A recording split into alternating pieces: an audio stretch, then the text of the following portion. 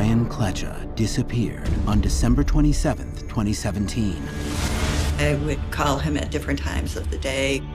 One time I woke up in the middle of the night and tried to call him, and then I got really worried. I knew something horrible had happened to Brian. His family is desperate for answers. My first gut reaction was that he just ran away, that he needed to just be by himself, but he would never have left his cats. That really scared me. It's just been difficult. How could he not be here? This episode of Disappeared retraces Brian's last known steps.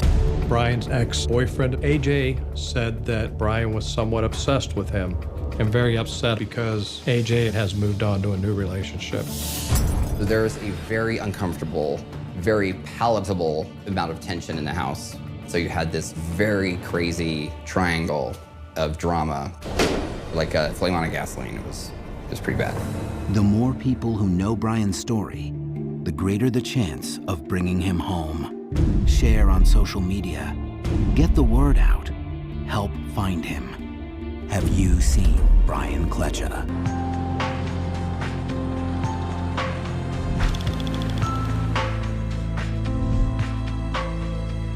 I'm Kathy. Brian Kletcha is my son. December 26th, 2017 was the last time I heard from him. Brian is kind, very giving, just a really nice person. Brian always liked people.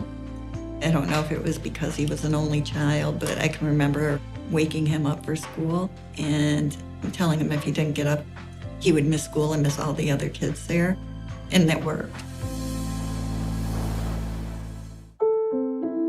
I'm Nate, and I am Brian's good friend.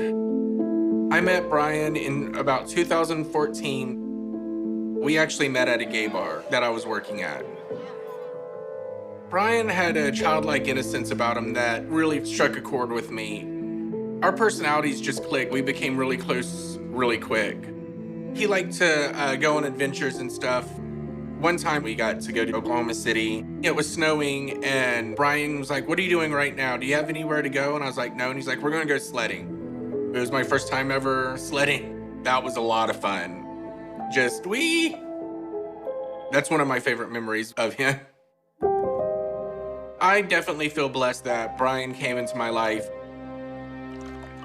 I used to have a really bad drinking problem. I was almost at rock bottom. And he was the first person to get it through my head that I might have a drinking problem. And we went and checked out rehab places. He knew that I wanted to quit as much as he wanted me to quit. One time I went down to visit him and he took me to the beach for the first time. And we got to swim around and play in the water, which I'd never got to do before. And he got to meet the sober Nate.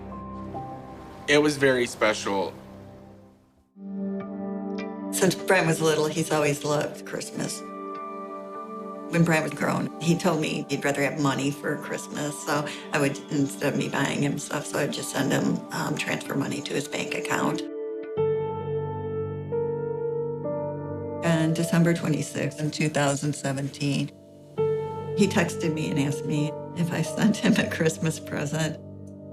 And so I called him and I said, yeah, I sent on the 24th. It should be in your bank account, if not today, tomorrow. He said, thank you. And he said, I'm in a hurry, Mom. I have to go and I'll call you back later. But I didn't hear back from him. My name is Andrew Dowler, and I was Brian Kletcha's roommate. I first met Brian around December 15th, 2017. I owned a house, had a room for rent, and a roommate, AJ, said he knew a guy named Brian, needed a place to stay, vouched for him. I said, sure, no problem. When I first met him, he seemed very shy, very soft-spoken. When you see him, you just want to give him a hug. I just can't describe it any other way. You know, he's got the 2 cats. He loved his cats. He referred to them as his fur babies. He was a very private person, especially about him being gay. Definitely very low-key. If you saw him on the street, you would not know he was gay. The dynamic between AJ and Brian was very confusing. I have no idea exactly when they met or how long they've known each other, but they both used the term boyfriends at a different time, but AJ was far more guarded with that term.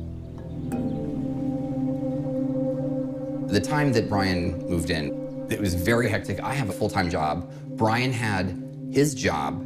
I didn't get to see him a lot. So on December 22nd, 2017, 7:47 a.m., I left the house to go on vacation. The last sight I had of Brian was leaving the hallway from my bedroom. His door was wide open. I just remember him lying there. His two cats were curled up with him. And that was the last time I saw him. When I first didn't hear from Brian, I thought, wonder why my kid is ignoring me. Maybe he's really busy. Brian had told me he had found brand new roommates, but I didn't know where Brian was currently living. I didn't get the address. I knew he was working. Brian loved theme parks. He worked at one in high school, and then recently he worked at one in Orlando as a bus driver. And also, after he got off work, he would work as an Uber driver for extra money. Sometimes he would call me, like every 3 days, and sometimes it might be 6 months. I just thought he must be busy. When I came back from my vacation, he wasn't at the house. I'm just assuming I'm gonna see him at some point or whatnot. But a couple days did go by, and Brian's not there. As time goes on, I realized, hey, wait a second, his cats are still there. So where's Brian? I was very worried for him. I did not have his phone number. When I didn't hear from Brian, I would call him at different times of the day. One time I woke up in the middle of the night and tried to call him. Thought maybe he might wake up and pick up the phone. I texted him, I emailed him, and no response. I started to call his work probably, I would say 8 to 10 times, and talk to their security office. They told me they would get back with me. No one ever got back with me. So finally I went up to his work, and I didn't really get a response either. I started driving around in the state of Florida looking for my son, and I couldn't find him. It was really hard. And then I got really worried. It was just a horrible panic mode. I knew something horrible had happened to Brian. Me and him hadn't talked for about a month, and I was nervous because he wasn't answering the phone or anything like that. I thought he had gotten tangled up with a boy. And then finally his mom contacted me and said Brian's been missing. Instantly I hung up and tried calling Brian again, and it just went straight to voicemail. That really scared me. In March of 2018, I made a local police report. They told me to take it to Tampa Police, but Tampa Police told me it really wasn't their responsibility because he lived in Polk County. It was really frustrating to me that nobody would investigate because they told me it was somebody else's jurisdiction and it wasn't their responsibility. The Tampa Police detective that I talked to told me he would try to call someone he knew at the state police. My name is Chuck Masucci. I'm with the Florida Department of Law Enforcement. I was assigned as the lead agent in the disappearance of Brian Kletcher. FDLE, Florida Department of Law Enforcement, is a state police agency. We are the investigative branch of the state police. In March of 2018, Chuck came to my house. I want her to meet me face to face. I want her to know who's going to be responsible for moving this investigation forward. I had many questions going through my head. She wanted to know what happened to Brian and where is he. The cats being left behind was suspicious. His mother felt that Brian would not have left his cats behind if he had left on his own volition. I could see her concern. Brian's mother loved her son. When a parent loses a child, it's one of the worst tragedies we can experience. But Brian's mother in particular is in a position where she's lost a child and doesn't have a resolution. It's heartbreaking. I remember he did tell me the hardest part is just not knowing where your child is.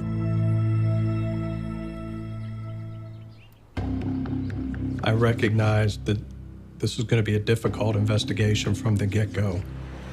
Brian's disappearance was problematic because we didn't have a good handle on where specifically he went missing from.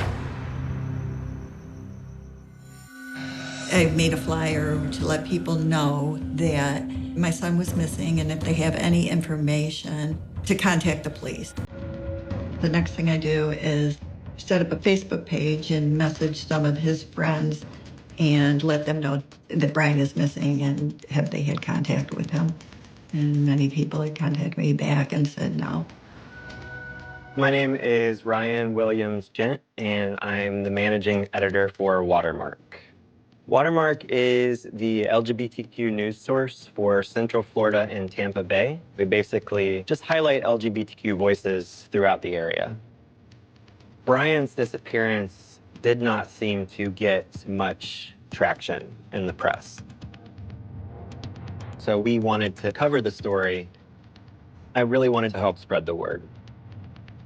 I'm on a lot of the dating apps, and I just started sending the missing poster to people. Most places, the gay community is really close-knit, and so I was really hoping that somebody would have seen that and known what happened, but I hadn't got any leads.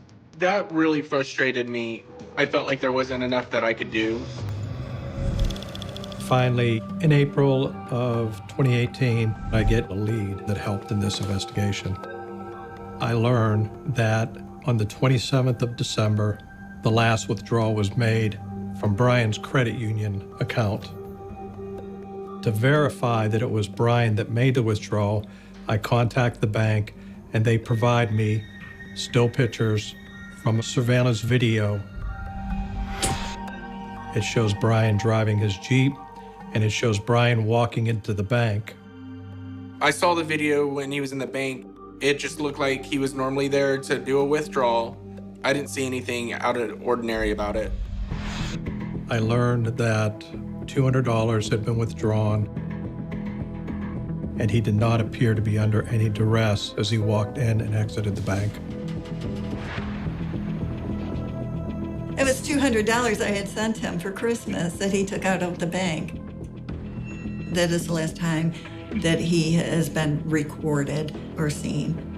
I just thought, this doesn't make sense. Where's my son?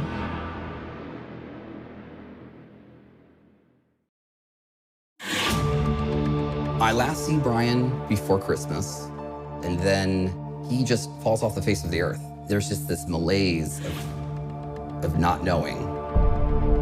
And then AJ leaves weeks later.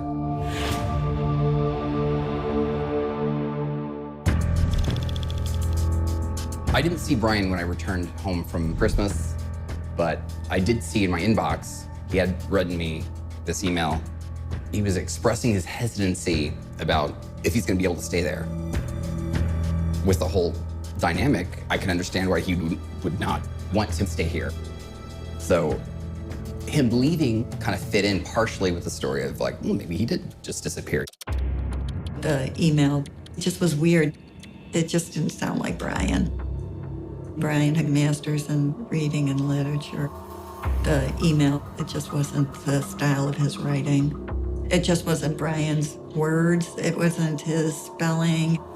I do believe the email wasn't sent by Brian. So my starting point was Brian's house. I would generalize the neighborhood as being working class.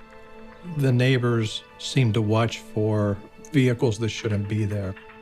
It is a safe neighborhood if you belong there and you're known to be there. From my reporting on Brian's disappearance, I was able to determine that Brian had moved into a residence in Lakeland 12 days prior to his going missing, which I understood to be sort of a communal residence. That is not uncommon for members of the LGBTQ community. Florida is increasingly expensive.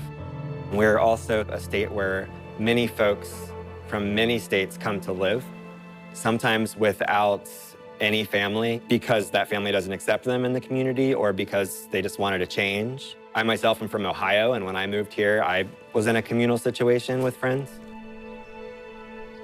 I identify Andrew Doller as the owner of the home through property records. I find him at his place of employment. When I first hear, hey, can you come down to HR? The police are here to see you. I immediately know in my head, it's something with Brian Kletcha. I'm either gonna find out he died somewhere, I'm gonna get the news, oh my gosh, and I'm like, my heart's beating of like, oh, what happened? I come to find out they don't know where he is. I'll say this about Andrew. He was cooperative and I would say forthright from the beginning of our conversation. After talking to Andrew, I learned that Brian was introverted, spent a majority of his time in his room.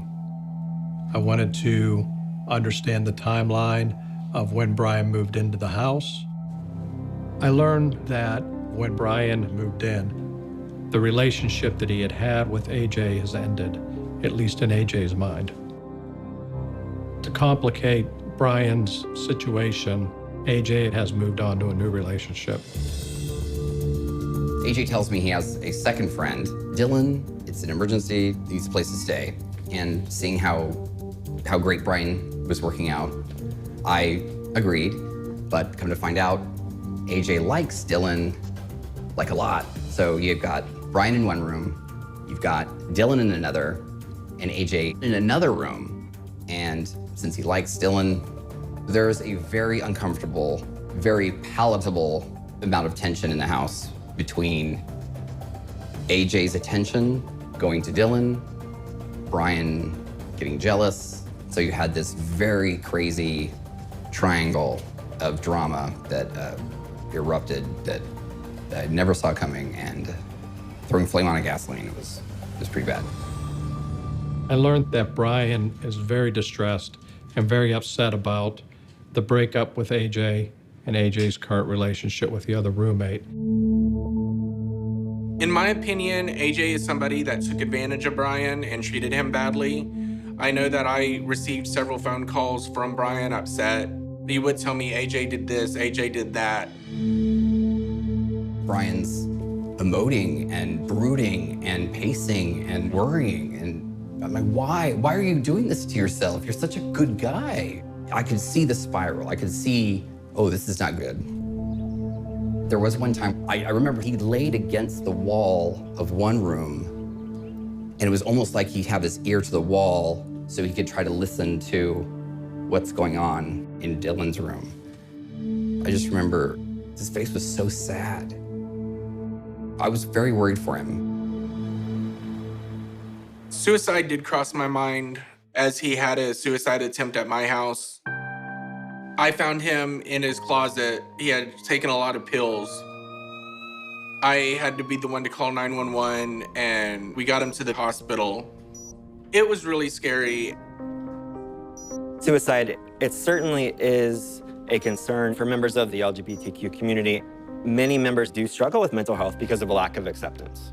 The Trevor Project, which is the nation's largest LGBTQ-focused organization that deals with suicide, they found in one of their larger studies that 45% of LGBTQ youth had considered suicide in that last year. But in Brian's case, I don't feel that he would do it in a way where we wouldn't find his body. So the fact that we haven't found one leads me to think that it wasn't suicide. It's not something that would be ruled out necessarily, but our reporting didn't find any indication that that would have been the case with Brian. My first gut reaction was that he just ran away, that he needed to just be by himself, but he would never have left his cats. His cats were his prized possession. And so when I found out that he didn't take his cats, that really scared me. During my interviews, I'm hearing a variety of explanations as to what happened to Brian. Specifically, AJ had told one friend that Brian went out for a walk and never returned. He told another roommate that Brian returned to his family. He told a second roommate that Brian went to a campground that caters to the gay community. Sawmill Campground, it's definitely an LGBTQ hotspot in Florida. They have cabins, people bring their RVs, there are multiple bars. So a lot of LGBTQ people will visit to stay for a day, a week, longer. I was well aware of Brian's interest in going to Sawmill because they have huge parties that are epic. He was looking forward to letting loose. And I was both a little happy and a little worried at the same time about that.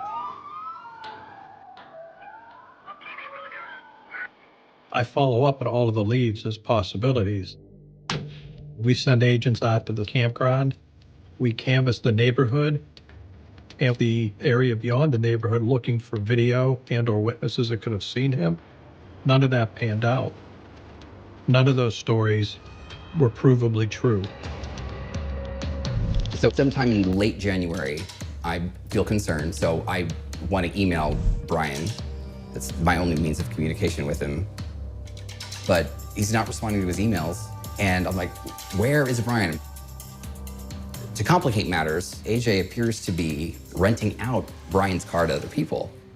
I'm seeing people come to the house, the keys being handed over, money handed over, and that is unacceptable no matter how you slice it.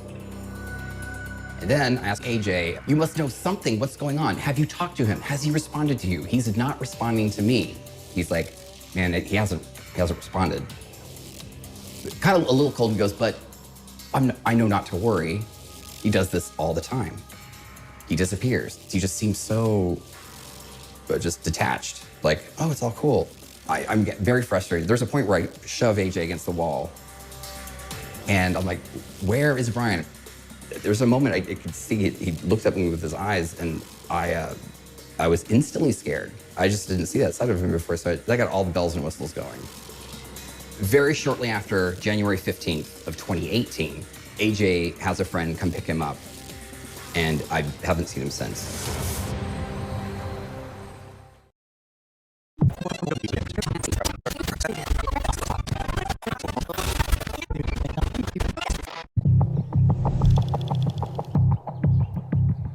On April 4th, Andrew's very cooperative with me, and he agrees to give me consent to search his home. The house is a relatively small single-family home with 3 bedrooms. Andrew directs me to the room where Brian was staying in. And when I go to the door, my first observation is there is no door. It's been kicked in and a sheet is hanging over it. If a door gets kicked in or removed, you can suppose potential violence. When I look past the curtain, there is furniture, clothing, debris just piled up in there. I was shocked at how poorly maintained the room was. I used this chemical called Blue Star, and the Blue Star shows multiple locations where there was potentially blood. There was at least 7, if not 10, locations within the room that someone had a bloodshed. Polk County Crime Lab and myself gathered the DNA by using swabs. FDLE took possession of this swab evidence and turned it over to the FDLE Crime Lab for analysis. I was a little surprised and disheartened at the results. I learned that Brian was not the only person that had lived in that room in the weeks and months prior to his disappearance. Andrew allowed multiple individuals to stay in that room, some permanently, some very temporarily, a night or two. Based on the amount of people that stayed there, based on the activities that occurred, our swabs picked up 3 to 5 contributors, and those are not able to be analyzed. A profile cannot be created. And with that many biological contributors, the data was undeterminable. Next, we checked the parks, vacant land around his house. In the event Brian wandered off and something happened to him, we started by searching the local waters around Brian's home. We sent the boats out and we checked the shorelines by foot. We began to look at parks and open fields. None of the searches that we did revealed Brian's location or provided us any other further leads into his whereabouts. To our knowledge, FDLE was able to extensively search areas where Brian may have been. But they were unsuccessful, and the search for Brian continues. At this point, I want to find out as much as I can about AJ and conduct a first interview to allow AJ to give me an accounting of his relationship with Brian. I was curious on who this AJ was and what was he doing with my son's vehicle and why was he lending it to people. It is my opinion AJ knows where Brian is at. I had this media page set up by Lost and Missing, a nonprofit that helps families and gives them advice for looking for missing family members or loved ones. And I used it to contact all of Brian's friends on his social media pages because I didn't know all of his friends. I did get some tips back from people. Brian's coworker had sent me a picture of AJ. I put his picture on the flyer, and this is the picture that she had sent me. From the very beginning, AJ was on our radar. We weren't able to verify much when it came to AJ. I do know that there was somewhat of a criminal history. I do know that there were implications via social media that he was involved with Brian's disappearance, but we weren't able to verify much information. Certainly, from our reporting, there wasn't much to go on there. I had a difficult time locating AJ. He doesn't have any vehicles registered in his name. He doesn't have any home addresses of record. He doesn't have any work employment. So I had to rely on witnesses from this case coming forward and identifying where he may be living. I also had to track down some of his relatives who may have been putting him up. Locating AJ has become, at this stage, my highest priority.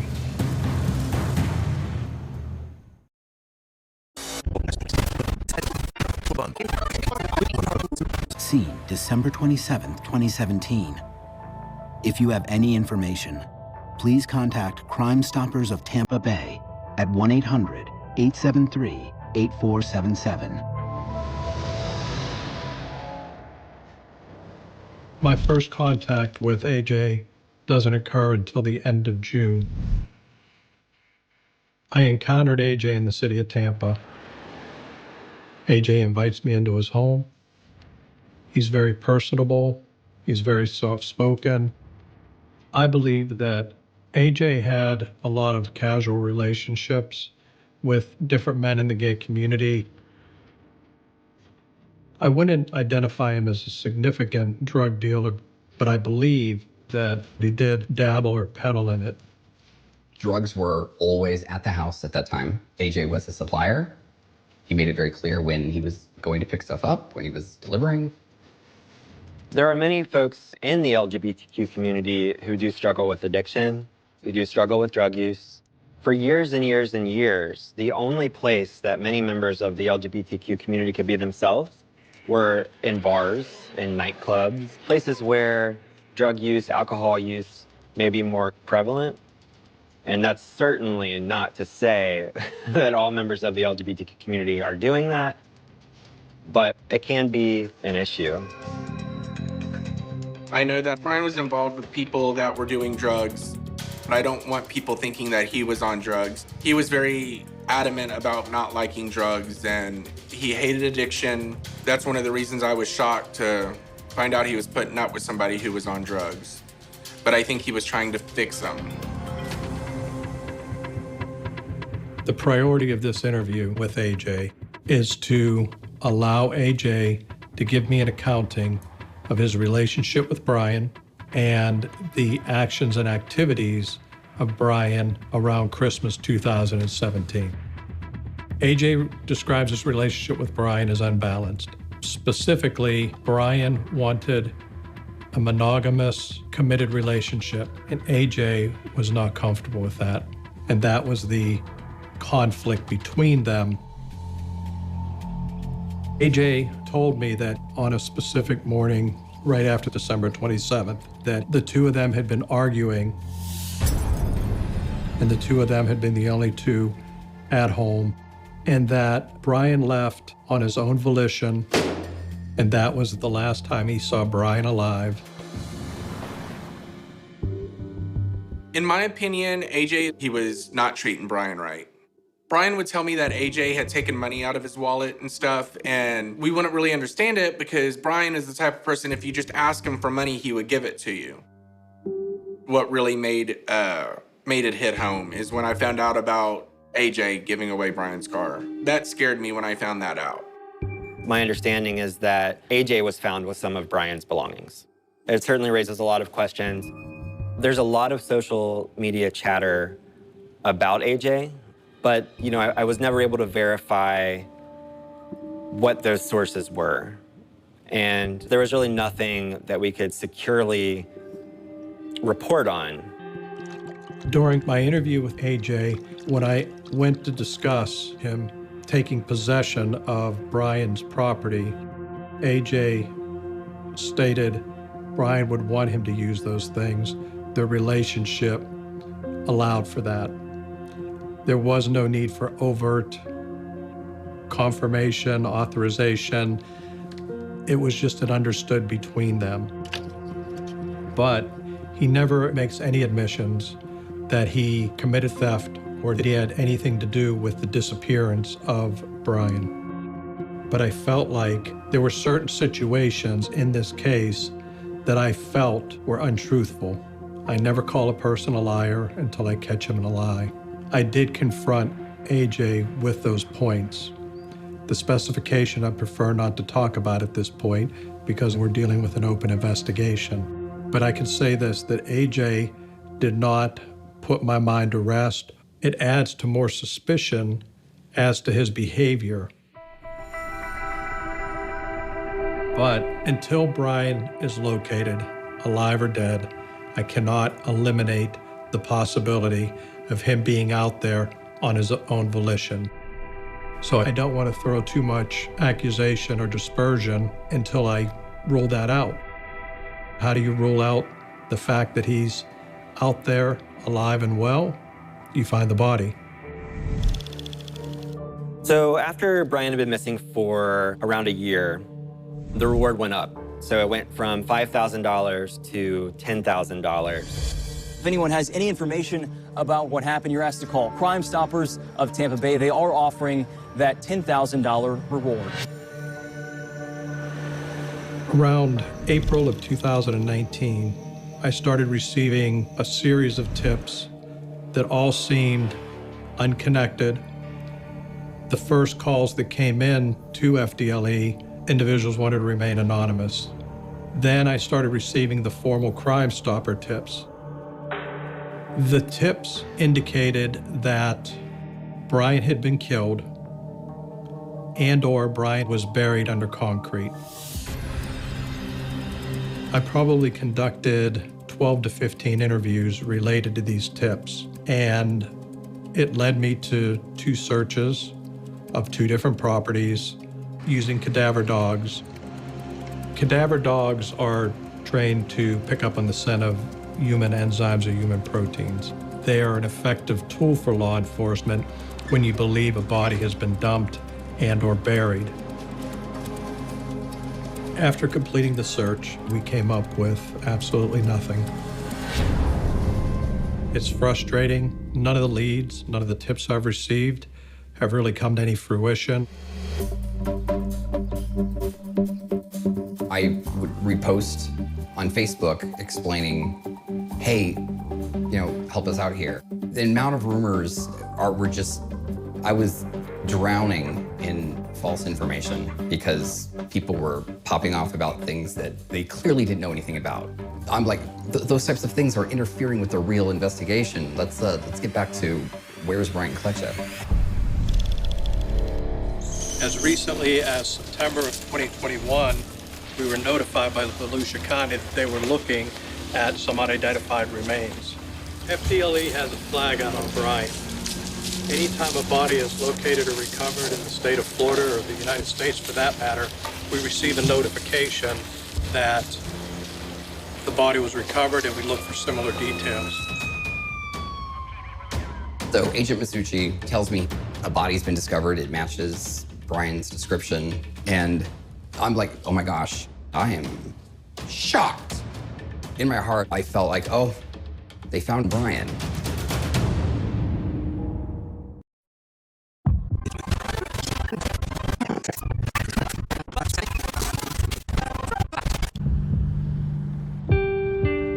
Sometime in the middle of 2021, the police send me a confidential file at the time that a body's been discovered in a park.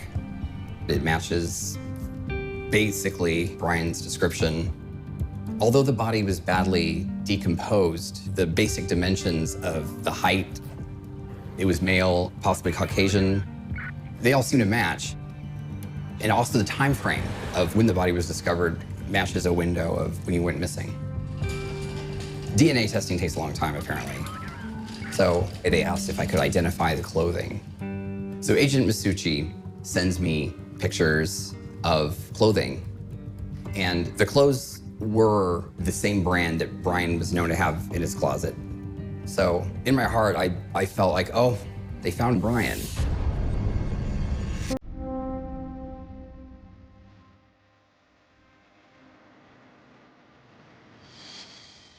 Probably over the last 4 years, I've spent thousands of hours, doing research and looking for Brian online or information. I was very frustrated. I was very angry. Where's my kid? It's hard because it seems like in Florida there's always bodies being found. And you don't want to get your hopes up because you don't want to believe that he's gone. But on the same point, you want closure. Once you get to this point of an investigation, you're almost in a waiting position. You're waiting for things to come to you. And I will say this, that Brian's mother has gone above and beyond to keep this case in the media, specifically social media. She's done a lot. My hope is that if I continue to send out these flyers, it will get somebody's reaction. They will remember Brian's face, maybe see him, call the police, and he will be found. So Brian has been missing for 5 years almost. Brian's story may not have gotten a lot of coverage for a number of reasons. It could have been that he was a member of the LGBTQ community. It could have been his socioeconomic status. I think that knowledge is power. It's why I do what I do. It is always better to have more eyes and more ears on every story. It helps lead to answers, and answers can bring closure. Myself and FDLE are almost 5 years into this investigation. It's been difficult, it's been frustrating, but not nearly as difficult, frustrating, and painful as it has been for Brian's mother.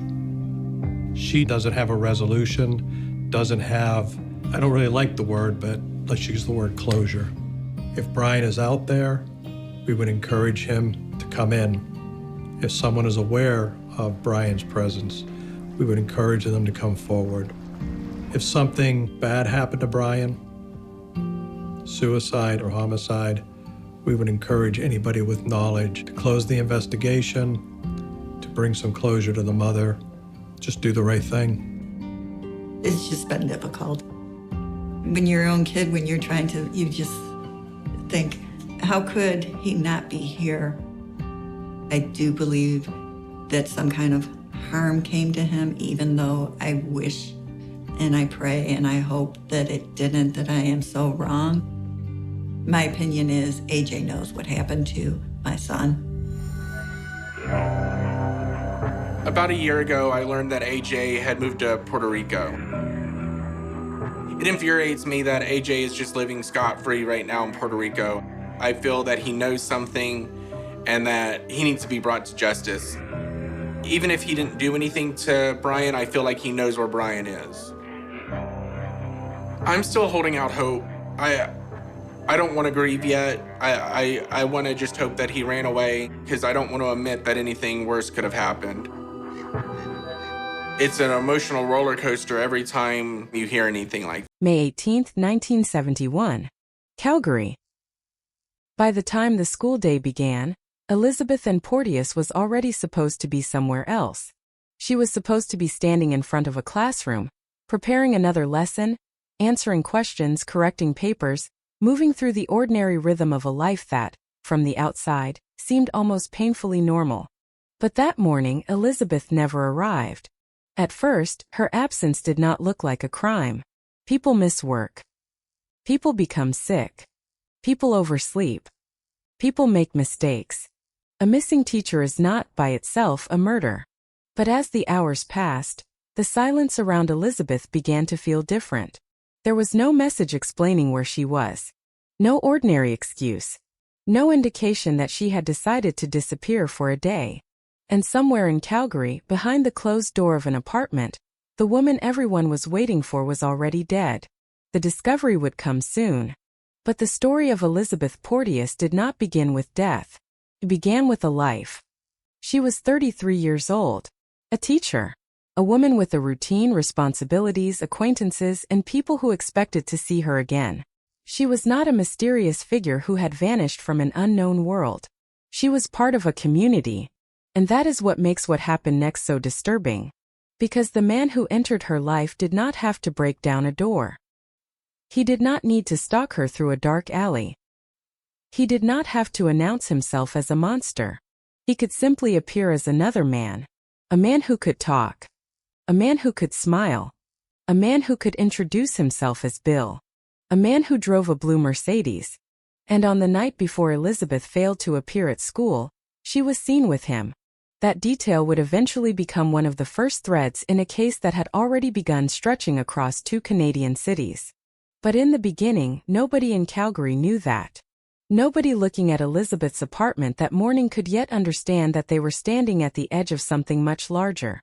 Because Elizabeth was not the first woman. She was the fourth.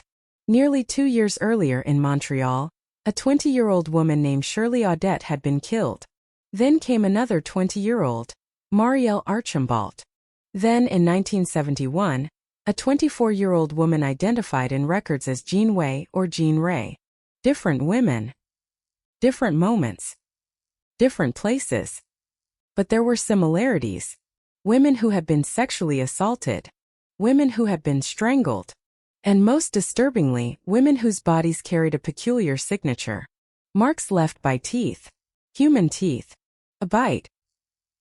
Not a random injury. Not an accidental mark. Something deliberate enough to be noticed. Something strange enough to connect one death to another. And eventually, newspapers would give the killer a name that sounded almost unreal. The Vampire Rapist. It was a sensational name, the kind newspapers used because fear sold newspapers. But behind the nickname were 4 women whose lives had nothing to do with headlines. They were daughters. Friends. Teachers. Young women with futures that had once stretched ahead of them in an ordinary, almost invisible line. Then someone interrupted those futures. And for years the question was not simply who had killed them. The question was whether the same man had been moving from woman to woman, leaving behind the same terrifying pattern. In Montreal, investigators had been confronted with pieces of a puzzle. In Calgary, those pieces were about to come together. The morning Elizabeth was found, the apartment became the center of the investigation. Inside the bedroom, police encountered a scene that told them immediately that something violent had happened. There were indications of a struggle. Elizabeth had been sexually assaulted. She had been strangled. And on her body were the marks that had already appeared in the earlier murders. Bite marks. For investigators, that detail was impossible to ignore. For a forensic specialist, it presented an entirely different problem. Because in 1971, the science of identifying a person from bite marks was still in its infancy. Today, forensic science is associated with DNA, sophisticated databases, digital imaging, and techniques that can appear almost impossibly precise. But none of that could simply be assumed in Calgary in 1971. There was no modern DNA profile waiting to identify the killer. There was no instant database search that could produce a name. Instead, investigators had a dead woman, a room that had fallen silent, a handful of physical clues, and a question that would prove extraordinarily difficult to answer. Whose teeth had left those marks? And could those teeth lead them to the killer? That question would bring Gordon Swan into the case. Swan was an orthodontist, a man whose professional life normally revolved around correcting teeth, rather than using them as evidence in a murder investigation. But Elizabeth's injuries presented a possibility. If a person's teeth were as individual as investigators believed, perhaps the marks left behind could be compared with the mouth of a suspect. It was a bold idea. Perhaps too bold. At the time, forensic bite mark analysis did not carry the authority that later generations might assume. The human body does not behave like a piece of paper. Skin stretches. Skin moves. Skin changes. An injury can distort. A mark can fade. And after death, the body itself changes. Yet in this case, those marks might become the bridge between an unsolved murder and a living man. But before the teeth could speak, investigators needed a suspect. And they already had a name: Bill. That was how the story initially reached them. Elizabeth had been seen with a man identified by that name. There was also a car. A blue Mercedes. Not merely a vague description of an automobile disappearing into traffic, but a detail that investigators could pursue. A vehicle can be traced. A vehicle can be remembered. A vehicle can be found. And eventually, investigators found a blue Mercedes connected to a man named Wayne Clifford Bowden. Suddenly, the investigation had something it had not possessed before. Person. A vehicle. A connection to Elizabeth. But a connection is not the same thing as guilt. When investigators questioned Bowden, he did not simply vanish into the shadows. He acknowledged something important. He admitted that he had been with Elizabeth.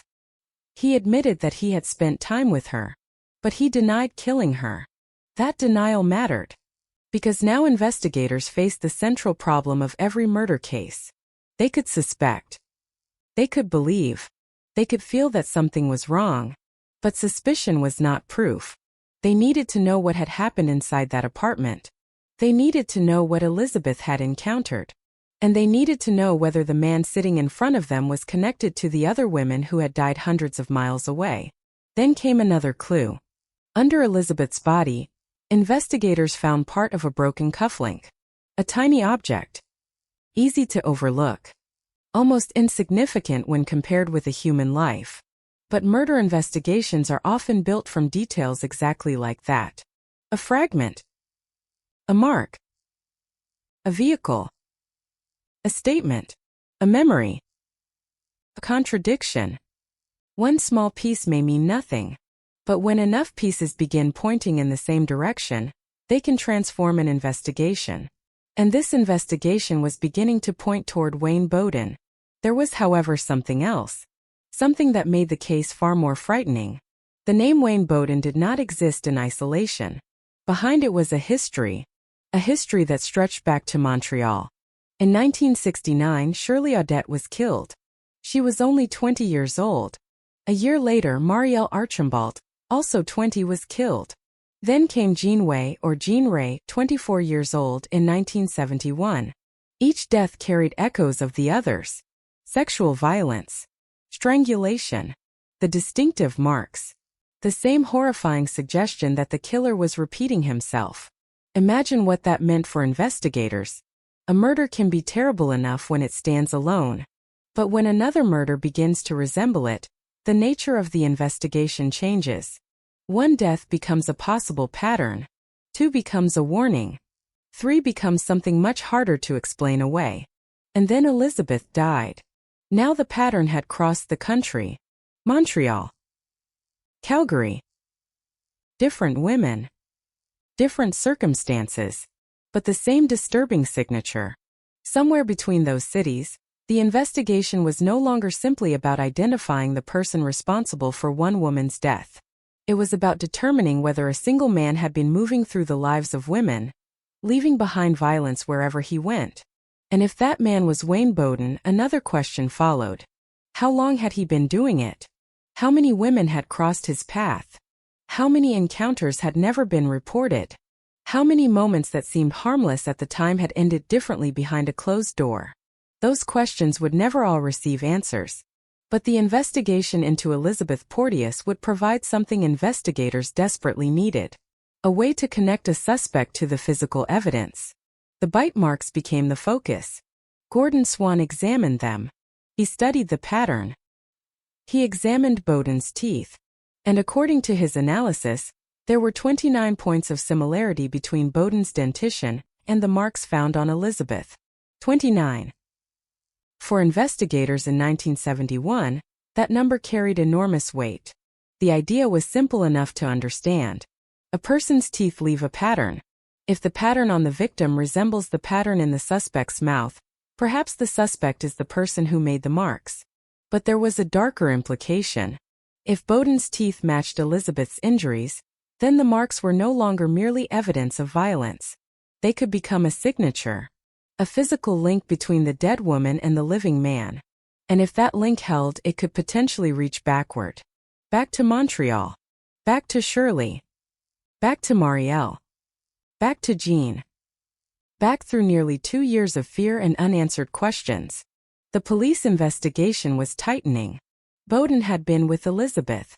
His car was connected to the area. There was a broken cufflink. There was the testimony of people who had seen Elizabeth with a man. And there were the bite marks. But perhaps the most disturbing part was not the evidence itself. It was the possibility that all of these separate details belonged to the same story. A story that began with a woman opening the door to a man she knew. A story that ended with a bedroom transformed into a crime scene. And a story that might have been repeated 3 times before anyone realized what they were looking at. On May 19, 1971, one day after Elizabeth Porteous was discovered dead, Wayne Bowden was arrested. The man who had allegedly been with Elizabeth was now in police custody. The blue Mercedes was no longer simply a vehicle description. The name Bill was no longer an anonymous detail. And the bite marks were no longer just injuries. They were evidence. But the arrest did not end the mystery. In some ways, it only opened the deepest part of it. Because if Wayne Bowden was responsible for Elizabeth's death, then investigators had to confront the 3 earlier murders. Were Shirley Audette, Marielle Archambault and Jean Ray killed by the same man? Had investigators been looking at separate tragedies when they were actually looking at one predator?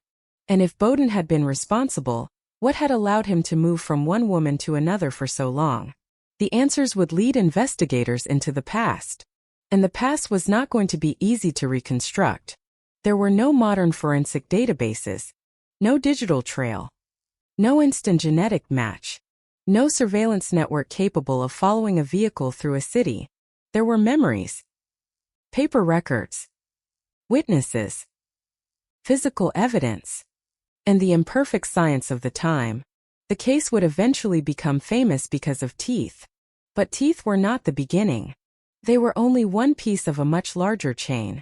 A chain that began with Elizabeth Porteous, a teacher who did not arrive at school, a woman whose absence first seemed ordinary, a locked room, a body, a broken piece of metal, a blue Mercedes, a man who admitted he had been with her but denied killing her, and marks left on her body that would become one of the most controversial forms of forensic evidence in criminal history.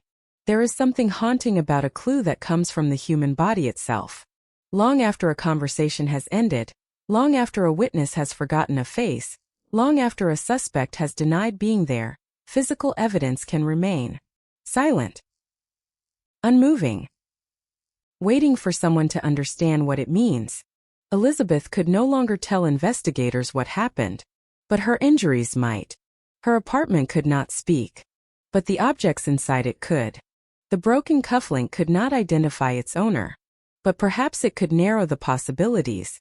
The blue Mercedes could not explain why it was there, but someone had seen it. And Bowden could deny the murder. He could deny responsibility. He could insist that his presence beside Elizabeth did not make him her killer. But there was something the police could place in front of him. His own teeth. For the investigators, the question was no longer simply whether Wayne Bowden had known Elizabeth Porteous. It was whether his mouth had left its mark on her body. And if it had, then the most terrifying possibility was waiting just behind that answer. Because Elizabeth was not the beginning. She was the moment when the pieces finally began to align. 3 women had already died. Their names had already been written into police files. Their families had already learned the unbearable meaning of a telephone call from the authorities. Their lives had already been reduced, unfairly, to dates, locations, and evidence numbers. But before this case became known as the story of a serial killer, there were 4 separate women. Shirley, Marielle, Jean, Elizabeth. For lives. For sets of memories. For families. And one man who would eventually stand before a court accused of taking all 4. The newspapers would remember the teeth. The police would remember the evidence. The public would remember the name. The vampire rapist. But a name can make a killer sound larger than life. It can turn a human being into a legend of darkness. And that can obscure the most important truth. The women were real. Their fear was real. Their lives were real. And before the photographs, the courtroom testimony, the forensic arguments, and the prison sentence, they were simply people going about their lives. Elizabeth was a teacher who did not make it to work. That was how the final chapter began. Not with a scream heard in the night. Not with a dramatic chase. Not with a detective standing over a body already knowing the killer's name. It began with an absence. A woman who was expected somewhere. A woman who did not arrive. And a silence that grew heavier with every passing hour. By the time police entered her apartment, the ordinary world had already disappeared. What remained was a question. Who had done this? And why did the same terrible marks appear on women who had died before her? The answer would lead from Calgary back to Montreal. From one bedroom to another. From one victim to another. And finally toward Wayne Clifford Bowden. But before the courtroom could decide his fate, investigators would have to reconstruct the lives and deaths of 4 women. They would have to separate coincidence from pattern, memory from fact, suspicion from proof, and perhaps most importantly, they would have to determine whether the marks left behind by a set of human teeth could speak for the dead. In the days ahead, the investigation would become a race against uncertainty. The past would begin to open. Names would return. Old murders would take on new meaning. And a man who had once been merely a suspect connected to one dead woman would become the central figure in a case involving 4. The investigation had begun with Elizabeth Porteous. But it was about to become much bigger than Elizabeth. Much darker. And much harder to forget. There are moments in a murder investigation when the world seems to divide itself into 2 separate realities. In one reality, people are still going to work. Cars are moving through the streets. Teachers are preparing lessons. Neighbors are making coffee. Telephones are ringing. Doors are opening and closing. Life is continuing because life does not stop simply because someone has died. But in the other reality, a single room has become frozen in time. Every object has suddenly acquired a meaning. Every mark on a surface may be important. Every person who entered the room may have become a witness. And every minute that passed before the police arrived may contain a piece of the answer. That was the reality waiting inside Elizabeth Porteous's apartment. Outside, Calgary continued to move. Inside, time had stopped. Elizabeth's absence from school had been the first warning. Her body was the second. The third was the evidence. The scene suggested violence. There had been a struggle. Elizabeth had been sexually assaulted. She had been strangled. And the marks on her body carried a terrible familiarity. They were not simply injuries. They appeared to be bites. Someone had put their mouth against her body. Someone had pressed teeth into human flesh. And now those marks had become part of a murder investigation. For the detectives looking at them, there was no way to know yet how important they would become. A bite mark can seem almost primitive. In a modern world of fingerprints, cameras, and genetic testing, it can feel like something from a much older form of investigation. But in 1971, forensic science was still changing rapidly. Investigators were learning how to extract information from things that previous generations might have ignored. A strand of hair, a fiber, a footprint, a dental impression, a tiny fragment of metal. The problem was that evidence did not come with instructions. It did not announce what it meant. Someone had to interpret it. An interpretation could be dangerous, because once investigators believed they had found the answer, every other detail could begin to look like confirmation. That is one of the oldest dangers in criminal investigation. The human mind wants patterns. It wants connections. It wants to transform scattered pieces into a coherent story. But a murder does not care whether the story makes sense. Reality can be messy. Evidence can contradict itself. Witnesses can remember incorrectly. And a clue that looks decisive can sometimes become something entirely different under closer examination. In Elizabeth's case, however, there was one thing investigators could not ignore. The man who had been with her, Wayne Bowden. He was not a stranger who had been placed vaguely somewhere in the neighborhood. He had a connection to Elizabeth. He had been seen with her. He had a car that attracted attention. And when questioned, he acknowledged the relationship. But he denied killing her. That left investigators with an uncomfortable space between what they suspected and what they could prove. A man could admit to being in a woman's company and still be innocent of her murder. A car could be near a crime scene for innocent reasons. A broken cufflink could belong to anyone. A witness could misremember a face. And even a bite mark could be interpreted differently by different experts. The question was not whether Bowden looked suspicious. The question was whether the evidence could survive scrutiny. That distinction would eventually become crucial. But before the evidence reached a courtroom, investigators had to understand the woman at the center of the crime. Elizabeth Porteous was 33. She was a teacher. She had built a life around ordinary things. Work. Routine. People she knew. A home. The kind of life that rarely appears in newspapers until something terrible happens. That is one of the quiet tragedies of true crime. A person's entire existence can be reduced to the final hours of their life. A date. A location. A cause of death. A photograph. A few paragraphs. But Elizabeth's life had existed long before that night. She had entered classrooms before she ever entered a police report. She had spoken to students before detectives spoke about her. She had made plans that had nothing to do with murder. She had woken up on ordinary mornings believing, as most people do, that the day ahead belonged to her.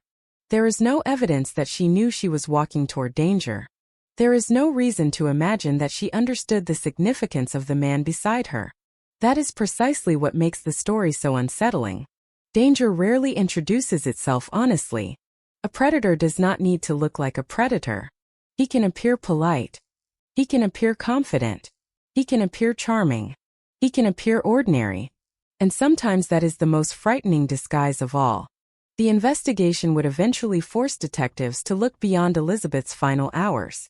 They would need to reconstruct who she had spoken to, where she had been, who had seen her, what she had done, and who had entered her world immediately before she disappeared from it. Every detail mattered, because the killer had left something behind.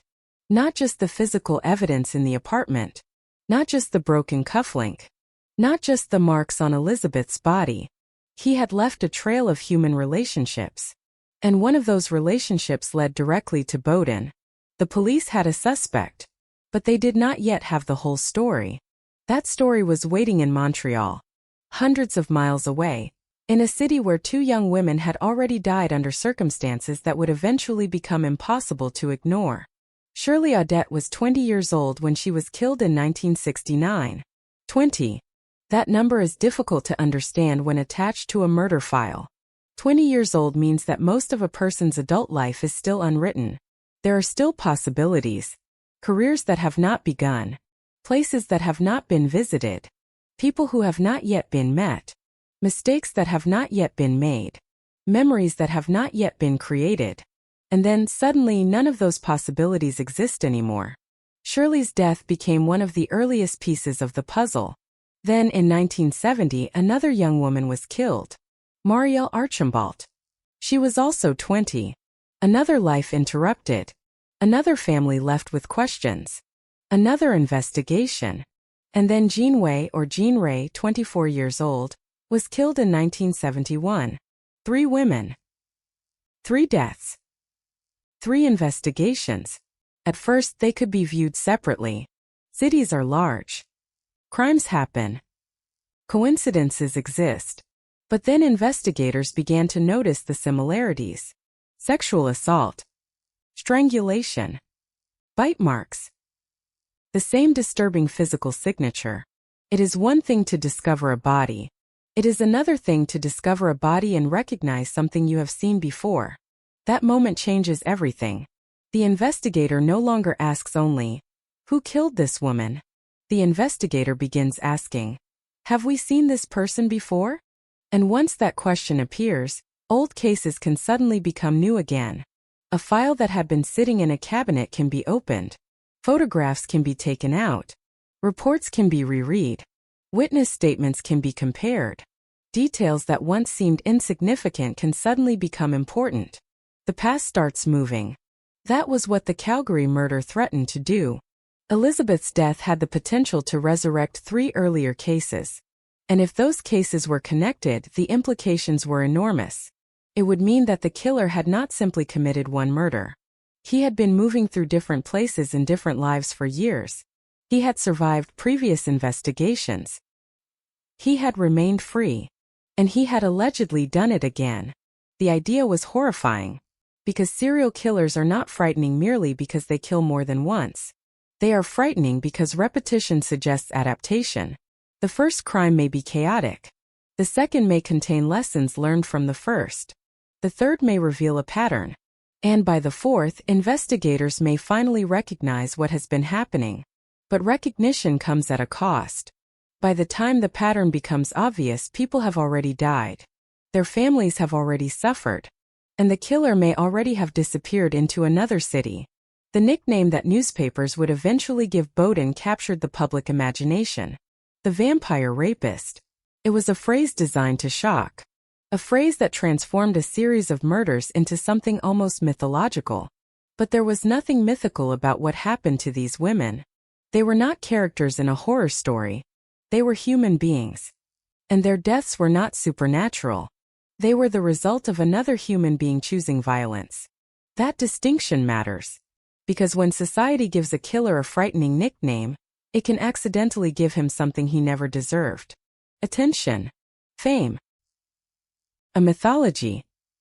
The victims can disappear behind the monster. The story becomes about him. His face. His behavior. His methods.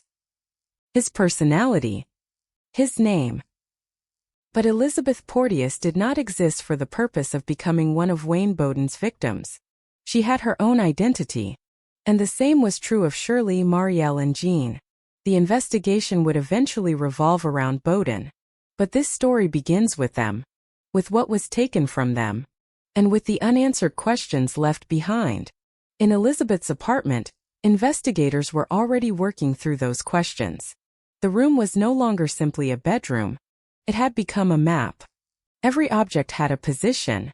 Every disturbance mattered. Every piece of evidence had to be preserved. A broken cufflink could suggest a struggle. The condition of the room could suggest movement. The injuries could suggest violence. And the body itself could preserve evidence of the attacker. But bodies do not speak in sentences. They speak in fragments. A bruise. A wound. A mark. A pattern. A measurement. It was the job of investigators and medical experts to translate those fragments into something understandable. And so attention returned to the bite marks. They were unusual. They were distinctive. And they had appeared in earlier cases. The possibility was too significant to ignore. If the same person had killed the other women, then identifying the bite pattern could potentially connect all 4 deaths. But the investigators faced a problem. Who could read such evidence? The answer was Gordon Swan, an orthodontist. His profession had taught him to look at teeth differently from most people. For him, teeth were not simply part of a smile. They were structures. They had positions, shapes, angles, spaces, individual characteristics. The human mouth contains countless small variations. One tooth may be rotated slightly. Another may sit higher or lower. A gap may exist between two teeth. A particular edge may be worn. A particular shape may appear. The theory behind bite mark comparison was that these differences could leave a recognizable impression. If a bite existed on the victim, perhaps the pattern could be compared to a suspect's teeth.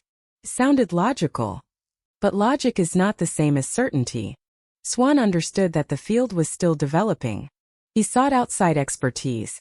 The investigation was entering territory that had not been firmly mapped. And that made the case both fascinating and dangerous. Because if the bite marks were interpreted correctly, they could become a powerful piece of evidence. If they were interpreted incorrectly, they could create a false sense of certainty. At that moment, however, nobody knew how the debate would evolve decades later. They were standing in 1971. They had a dead woman.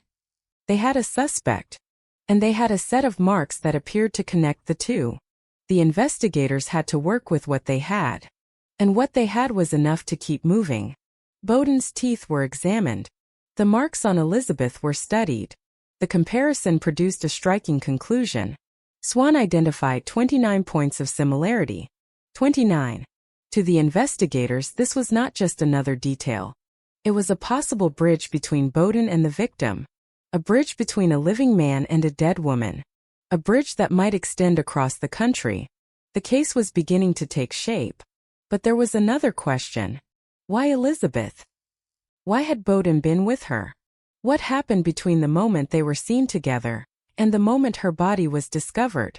The answer would have to come from evidence. Because Elizabeth could no longer provide it. And that is perhaps the cruelest part of a murder investigation. The one person who knows exactly what happened is often the one person who cannot tell anyone. Everyone else is reconstructing. They are looking backward. Trying to rebuild a sequence of events from fragments. Someone saw a car. Someone remembered a name. Someone noticed a man. Someone found an object. Someone examined a wound. Someone compared teeth.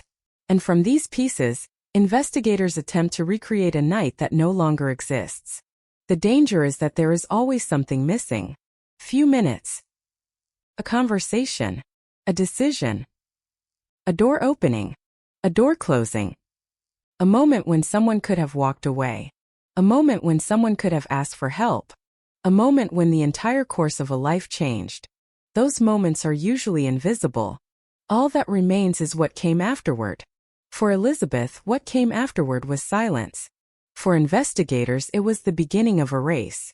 Because if Bowden had killed Elizabeth, they had to determine whether he was connected to the other murders before the trail went cold again. And the trail had already been cold. For years. In Montreal, families had waited. Police files had accumulated. Questions had remained unanswered. Then Calgary happened. And suddenly an old pattern had a new face. Wayne Bowden. A man with a blue Mercedes. A man who admitted he had been with Elizabeth. A man whose dental structure appeared, according to the forensic analysis of the time, to correspond with the marks on her body. A man who denied killing her. And a man who was now in custody. But an arrest does not tell you everything. An arrest is a question mark with handcuffs. The real work begins afterward. Investigators must prove what they believe. They must connect evidence. They must reconstruct events. They must find contradictions. They must test explanations. And they must ask the question that can destroy an entire theory. What if we are wrong? That question would become particularly important in the history of this case because the science that helped convict Bowden would later become controversial. Modern forensic experts have raised serious concerns about the reliability of bite mark identification, particularly when marks are made on human skin. Skin is not a rigid surface. It stretches. It moves. It bruises. It changes. A bite can look different depending on the angle, pressure, and location. And a mark examined after death may not represent exactly what was left at the moment of injury. That does not erase the historical significance of the Bowden case. But it changes how we should understand it. The story is not simply that a set of teeth proved the identity of a killer. The reality is more complicated. Bowden was not arrested because someone looked at Elizabeth and magically recognized him from a bite. There was a chain of circumstances. There was his relationship with Elizabeth. There was his presence with her. There was the vehicle. There was the physical evidence. There was the broken cufflink. There were witness accounts. There was the bite mark comparison. And there were the earlier murders. The strength of a criminal case often comes not from one piece of evidence, but from the way many pieces intersect. Like lines drawn on a map. One line tells you little. Several lines crossing at the same point can tell you where to look. And in 1971, all those lines were beginning to converge on Wayne Bowden. The police had their suspect. The public would soon have a name. The newspapers would soon have a story. But 4 families had something else. They had 4 empty spaces where people should have been. And no headline could fill those spaces. No courtroom could return the dead. No prison sentence could reverse the final moments of their lives. Justice, if it came, would always be incomplete. That is the uncomfortable truth at the center of every murder case. The legal system can punish the person responsible, can establish guilt. It can preserve evidence. It can create a record. But it cannot restore the life that was taken. And that is why the first question in this story should never be, what kind of monster was Wayne Bowden? The first question should be, who were the women whose lives he was accused of destroying? Before the nickname. Before the headlines. Before the courtroom. Before the forensic evidence. There was Shirley. There was Marielle. There was Jean. And there was Elizabeth. For women. For separate lives. And eventually, for deaths connected by a pattern so disturbing that investigators could no longer treat them as isolated tragedies. The man at the center of that pattern would eventually receive 4 life sentences. But before that happened, investigators had to go back to the beginning. They had to return to Montreal. They had to reopen the old files. They had to look again at the women who had died before Elizabeth. And they had to ask whether the same set of teeth had left its mark on all of them. Because somewhere in those old cases was the answer to the question that now haunted Calgary. Had Elizabeth Porteous been murdered by a man who had killed before? Or had investigators finally found a coincidence so disturbing that it looked like a pattern? The answer would determine everything. And as the investigation moved backward through time, the name Wayne Bowden would become more than a suspect's name.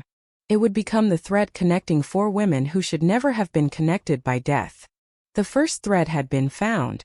Now investigators had to pull it. And whatever waited at the other end would lead them into the darkest chapters of the case. The first thing a killer leaves behind is not always evidence.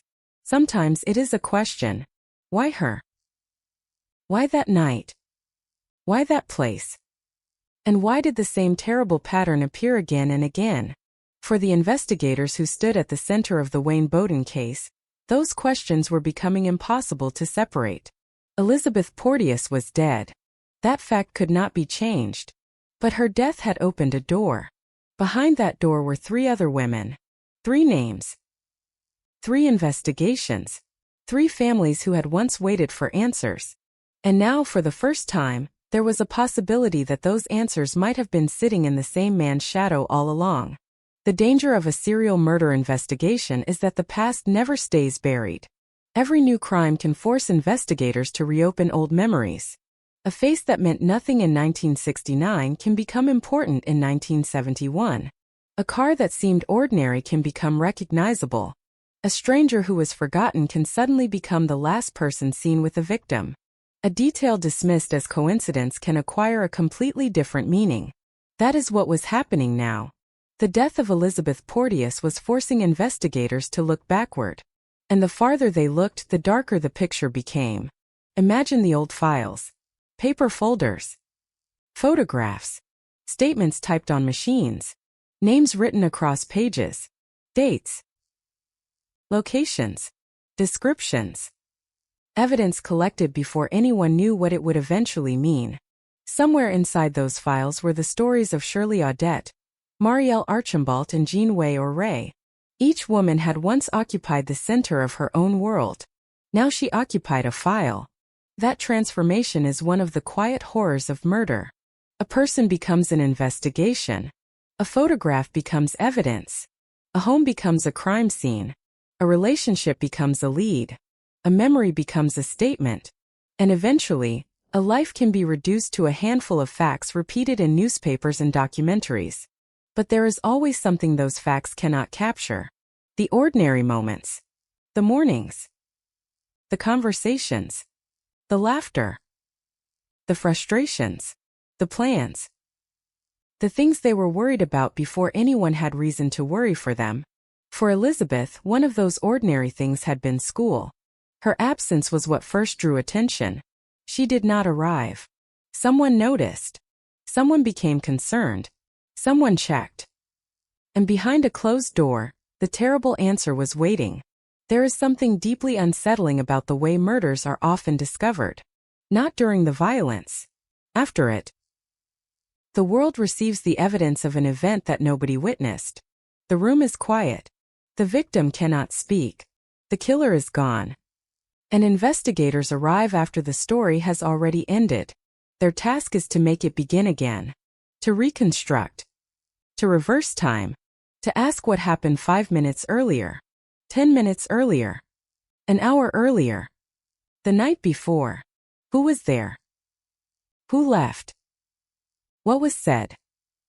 What was touched? What was broken? What was carried away? What was left behind? In Elizabeth's apartment, the answers were scattered across physical evidence. The broken cufflink. The signs of struggle. The injuries. The bite marks. And beyond the apartment, the witness who remembered a man called Bill. Then there was the blue Mercedes. A detail that might have seemed mundane in another investigation. But in a murder case, mundane objects can become anchors. A car is more than a car when someone remembers seeing it near the victim. It becomes a timestamp, a location, possible connection. And when investigators found a blue Mercedes associated with Wayne Bowden, the distance between suspicion and investigation became smaller. Bowden was no longer a name floating somewhere outside the case. He was attached to Elizabeth. He had been with her. And now the police were asking what happened after that meeting. Bowden's response was simple in its basic structure. Yes, he had been with her. No, he had not killed her. It was a denial that left investigators with a problem. There was no confession. No dramatic admission. No moment when the suspect suddenly collapsed and told detectives everything. Instead, there was a man who acknowledged enough of the story to place himself near the victim, while rejecting the conclusion the police wanted him to accept. That meant the evidence had to speak. And the investigators had to listen. The bite marks were therefore more than a disturbing detail. They were a potential witness that could not change its story. If the marks belonged to Bowden, then his denial faced a physical contradiction. If they did not, then the investigation needed to look elsewhere. The stakes were enormous, because a forensic conclusion can change the direction of an entire case. It can turn a person from witness into suspect, a suspect into accused, an accused person into a convicted murderer. In the Bowden case, dental evidence would become one of the most famous elements. But fame can be misleading. When a case is retold decades later, the most memorable detail often becomes the detail that defines everything. The teeth. The nickname. The Mercedes. The 4 victims. The 4 life sentences. But a murder investigation is never one dramatic clue. It is a slow accumulation. A detective notices something. Another detective remembers something. A witness describes something. A specialist examines something. Someone finds a connection. Someone else checks it. And gradually a theory becomes stronger. That process had begun. But there was another force moving underneath it. Fear. The public did not know every detail yet. But the idea of a killer moving between women was terrifying. If the Montreal murders and Elizabeth's death were connected, Then the danger was not limited to one neighborhood. It was not limited to one city. Could travel. A man could leave one place and appear in another. He could start over. He could meet new people. He could build new relationships. And no one meeting him for the first time would necessarily know what had happened before. That is one of the defining advantages of a mobile predator. Distance can erase context. A person can be unknown in a new city. The past does not automatically follow. In Montreal, Wayne Bowden's name might eventually mean something to investigators. In Calgary, he could initially appear to be simply another man. Another acquaintance. Another person with a car. Another person who had spent time with Elizabeth. That possibility would make the connection between the cities even more disturbing, because it suggested that the geography of the murders might have been part of the problem. The killer did not need to stay in one place. He could move. And when he moved, the trail could become fragmented. Different police departments. Different witnesses. Different records. Different investigators. Different assumptions. A case in one city might never be compared with a case in another, unless someone had a reason to make the connection. Elizabeth's murder created that reason. Now the old cases mattered. And the old cases contained the women who had come before her. Shirley Audette, 20 years old, killed in Montreal in 1969. Marielle Archambault, 20 years old, killed in Montreal in 1970. Jean Weyerray, 24 years old, killed in Montreal in 1971. And Elizabeth Porteous, 33, killed in Calgary in May 1971. The ages were different. Their lives were different. Their circumstances were not identical. But the violence carried a disturbing resemblance. Sexual assault. Strangulation. Bite marks. A physical signature that suggested repetition. The word signature is often used when discussing serial killers, but it can be misunderstood. A signature is not simply the method of killing. The method can change. A killer can strangle one victim and use another method against someone else. The signature is more about the psychological or behavioral elements that repeat. The things the offender seems compelled to do. The things that are not strictly necessary to complete the crime. In Bowden's case, the bite marks became central to the pattern. They were not needed to strangle someone. They were not needed to sexually assault someone. They were an additional act. A disturbing act. An act that investigators believed connected the crimes. And that raised a chilling question. Why? Why leave a mark? Why bite? Was it about control? Humiliation? Possession? Sexual gratification? Or something investigators could never fully understand?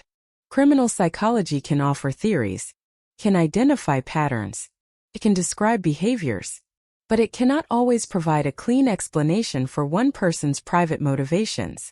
There is a temptation in true crime to explain everything, to create a neat psychological profile, to say that a killer did something because of one childhood experience, one personality trait, one hidden desire. Real human beings are rarely that simple. And the danger of over-explaining a murderer is that it can make him seem fascinating, can turn violence into a puzzle. But the central reality is simpler. A woman was hurt. A woman was killed. And someone made the decision to do it. Whatever psychological forces existed inside that person, they did not make the victims responsible. They did not make the murders inevitable. They did not erase the choices involved. That distinction would remain important as the investigation developed. Because the public would eventually want to know what kind of man Wayne Bowden was. They would want to know what he looked like, how he spoke, how he behaved, whether he seemed normal, whether anyone suspected him, whether there had been warning signs. But perhaps the most disturbing possibility was that there were no obvious warning signs. Perhaps the man could sit across from someone and appear completely ordinary. Perhaps he could laugh. Perhaps he could talk about work. Perhaps he could drive a woman home. Perhaps he could make someone feel safe.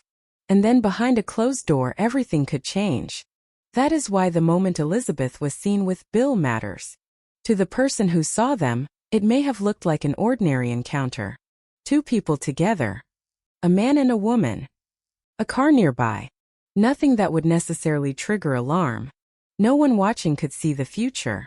No one could see the body that would later be discovered. No one could see the police arriving. No one could see the photographs. No one could see the courtroom. History is cruel in that way. It gives meaning to moments only after they are over. A harmless-looking detail becomes important because of what happened afterward. The man called Bill becomes Wayne Bowden. The blue Mercedes becomes a clue. The broken cufflink becomes evidence. The bite marks become a forensic battlefield. And the woman who simply failed to show up at school becomes the fourth victim in a case that would eventually become notorious across Canada. By May 19th, Bowden was under arrest. The speed of the arrest is striking. Elizabeth had been found on the 18th. Bowden was arrested on the 19th. Only one day. That does not mean the investigation was simple. It means the investigators had enough immediate connections to move quickly. But an arrest is only the beginning of the legal process. Now they had to prove the case. And to prove the case, they had to understand the earlier murders. Because if Bowden had killed Elizabeth, the question of the other women could not be ignored. Were they connected? The answer could transform the case from one murder into four. It could transform Bowden from a suspect in Calgary into a man accused of a series of killings. And it could transform the way the public understood what had been happening. The old cases would have to be reopened. Investigators would have to compare the evidence. They would have to look at injuries, look at circumstances, look at witness accounts, look at the similarities, and look at the differences. The process would not be as simple as drawing a line between 4 points. Real investigations rarely work that way. There are gaps. There are contradictions. There are details that do not fit. There are memories that have faded. There are pieces of evidence that have disappeared. And there are questions that may never be answered. Yet the more investigators looked, the harder it became to dismiss the similarities. The women had been attacked in ways that appeared connected. And the bite marks stood at the center of that connection. They were the physical signature. The thing that made separate cases feel like chapters of the same story. That was why the dental examination mattered so much. Gordon Swan was not a police officer. He was not a detective. He was not the person who had found Elizabeth. He was a specialist brought into a murder investigation because of something written on the victim's body. His task was to examine what those marks might mean. He compared the impressions with Bowden's teeth. And he reached the conclusion that 29 characteristics corresponded. For the investigators, that was powerful. But history has taught us to look at that evidence differently. The science of bite mark comparison has since faced serious criticism. The problem is not difficult to understand.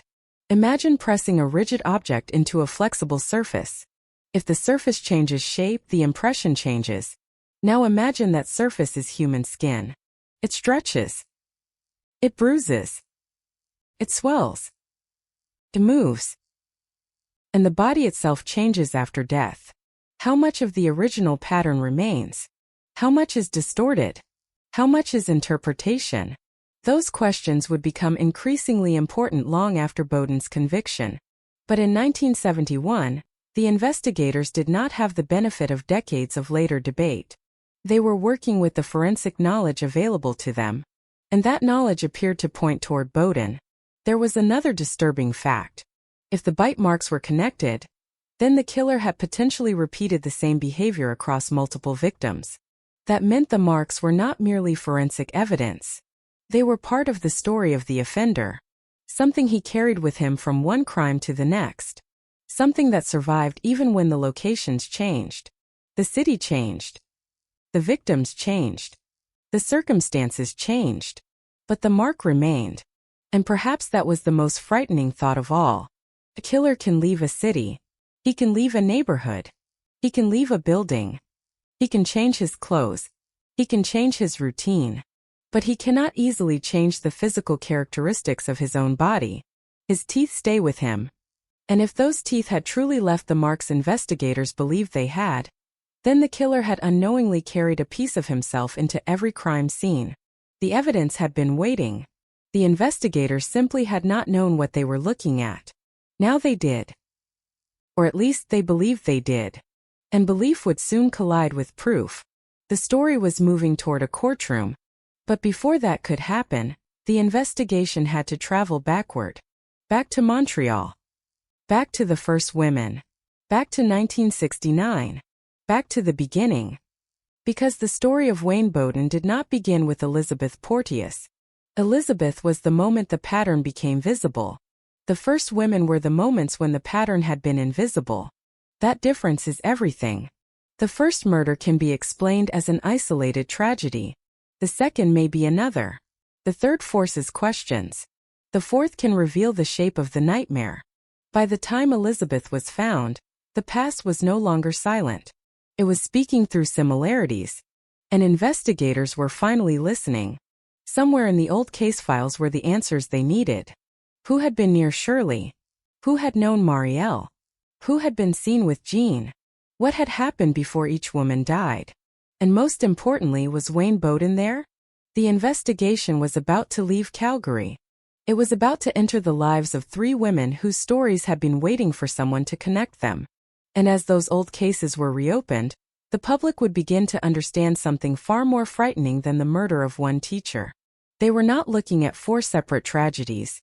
They might have been looking at one man, one pattern, one predator, for women, and a trail that had been hiding in plain sight. The name Wayne Bowden was about to become inseparable from that trail. But before the name became infamous, there were faces. Before there were 4 life sentences, there were 4 lives. And before the world knew the man called the vampire rapist, there were women whose final moments had been witnessed only by the evidence they left behind. The next step would be to listen to those women.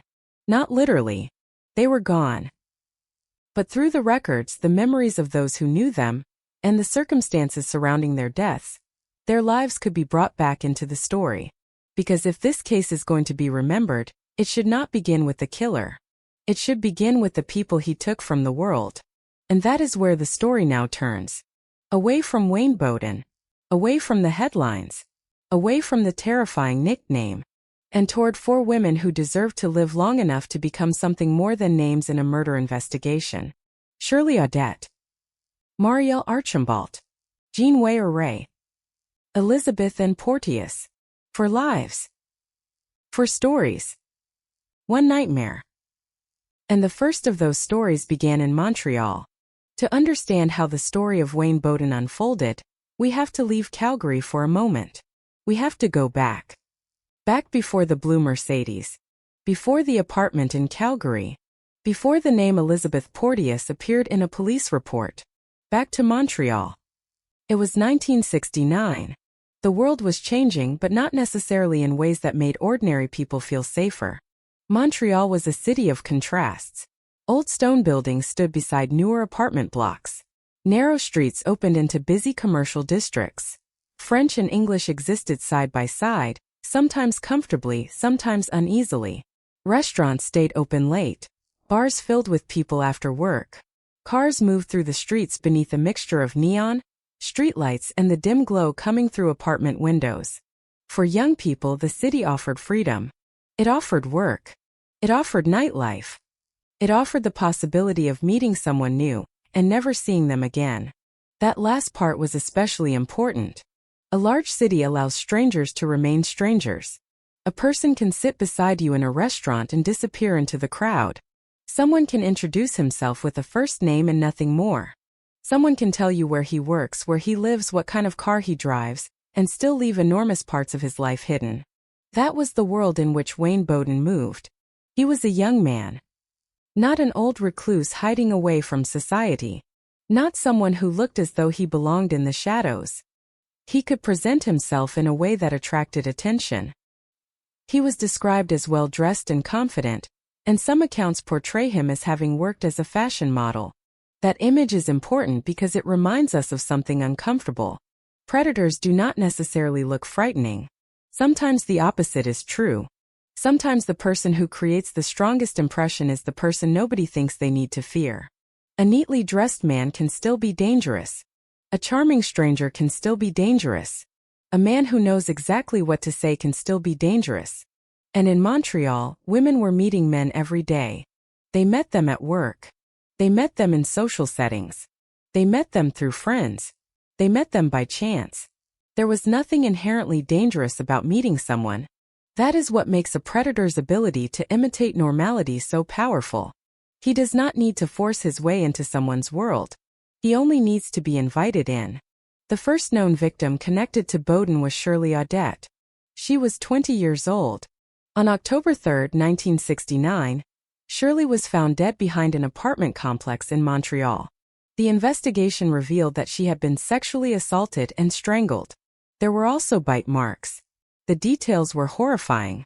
But at that moment, there was no reason for investigators to know that Shirley's death would eventually become the first chapter in a much larger story.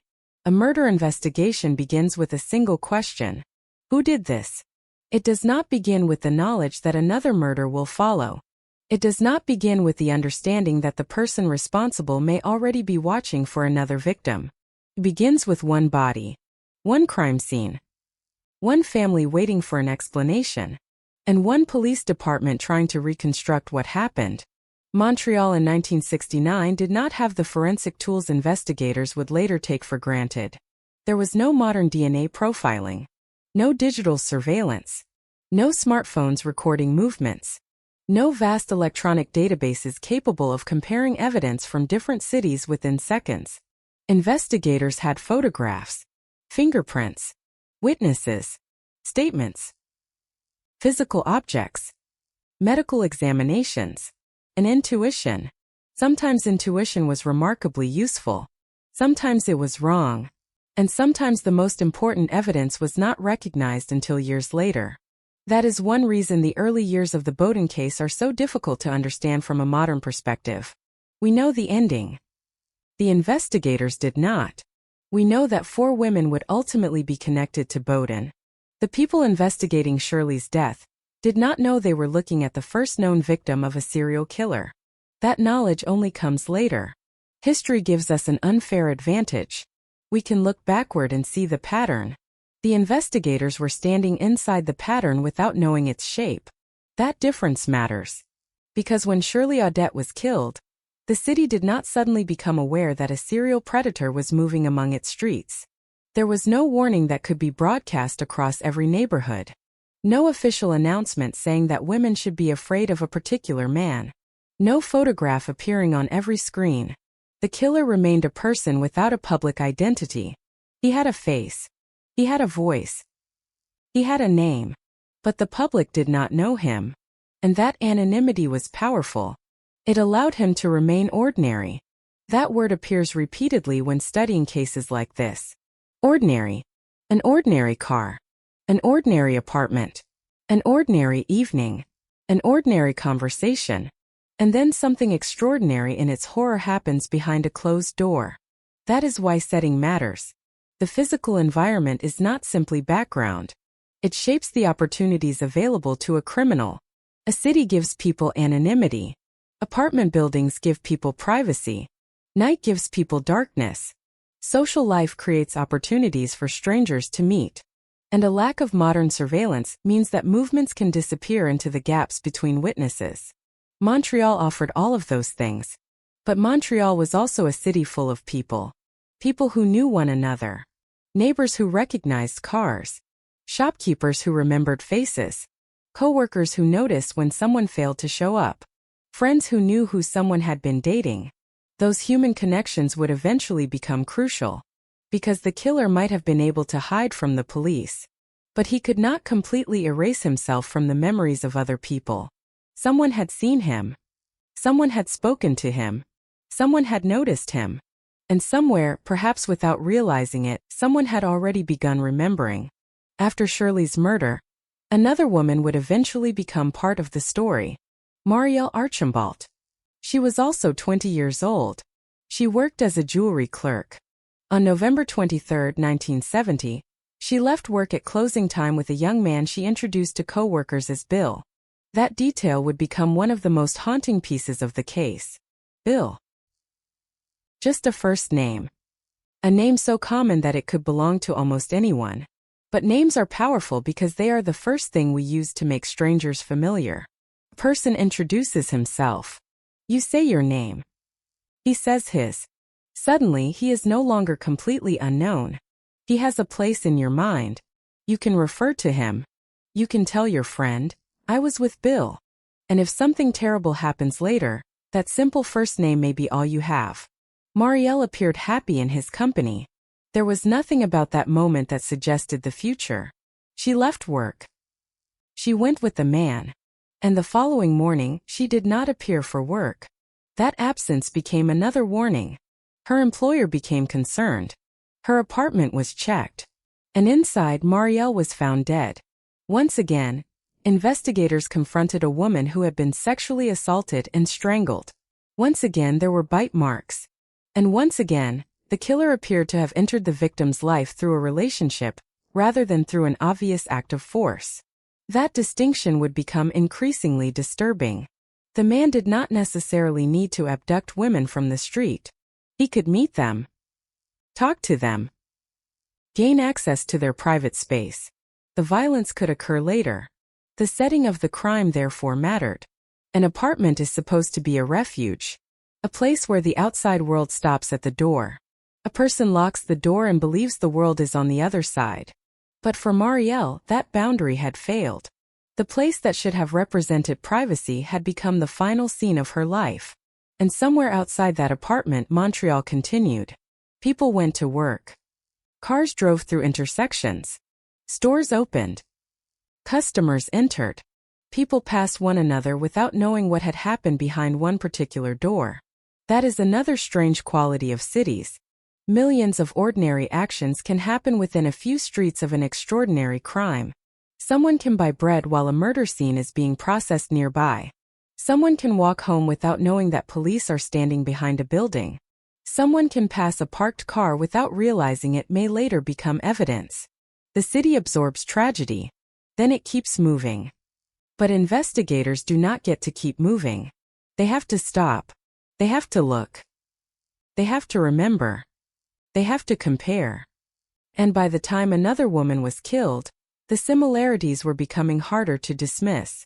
Jean Wei, also identified in some records as Jean Ray, was 24. Her death in Montreal in 1971 brought the number of known victims associated with the pattern to 3. 3 women. 3 separate deaths. 3 sets of family members waiting for answers. And now investigators had something that murder detectives fear and hope to find at the same time. A pattern. Patterns are useful because they can lead investigators toward a suspect. But patterns can also create assumptions. Once detectives believe 2 crimes are connected, they may begin looking for similarities instead of differences. That is why careful investigation matters. The similarities had to be tested. The circumstances had to be examined. The physical evidence had to be compared. And the question had to be asked honestly. Were these crimes committed by the same person? Or were investigators simply seeing connections because they wanted to find them? At this stage, Wayne Bowden's name was becoming increasingly significant. But he was not yet the terrifying figure the newspapers would later describe. He was a man living in a city. A man who could move through public spaces. A man who could meet women. A man who could drive. A man who could introduce himself. And apparently a man who could leave one city behind. That last point would become critical. Because after the Montreal murders, the story moved west. Far west. To Calgary, Alberta. The distance between Montreal and Calgary is enormous. Today, a person can cover it in hours by air. But psychologically, the distance is even greater. Montreal and Calgary belong to different regions of Canada. Different landscapes.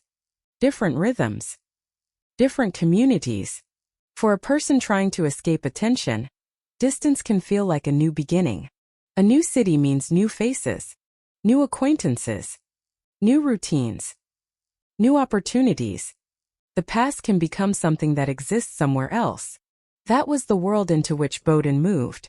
And Calgary in 1971 was a city with its own identity.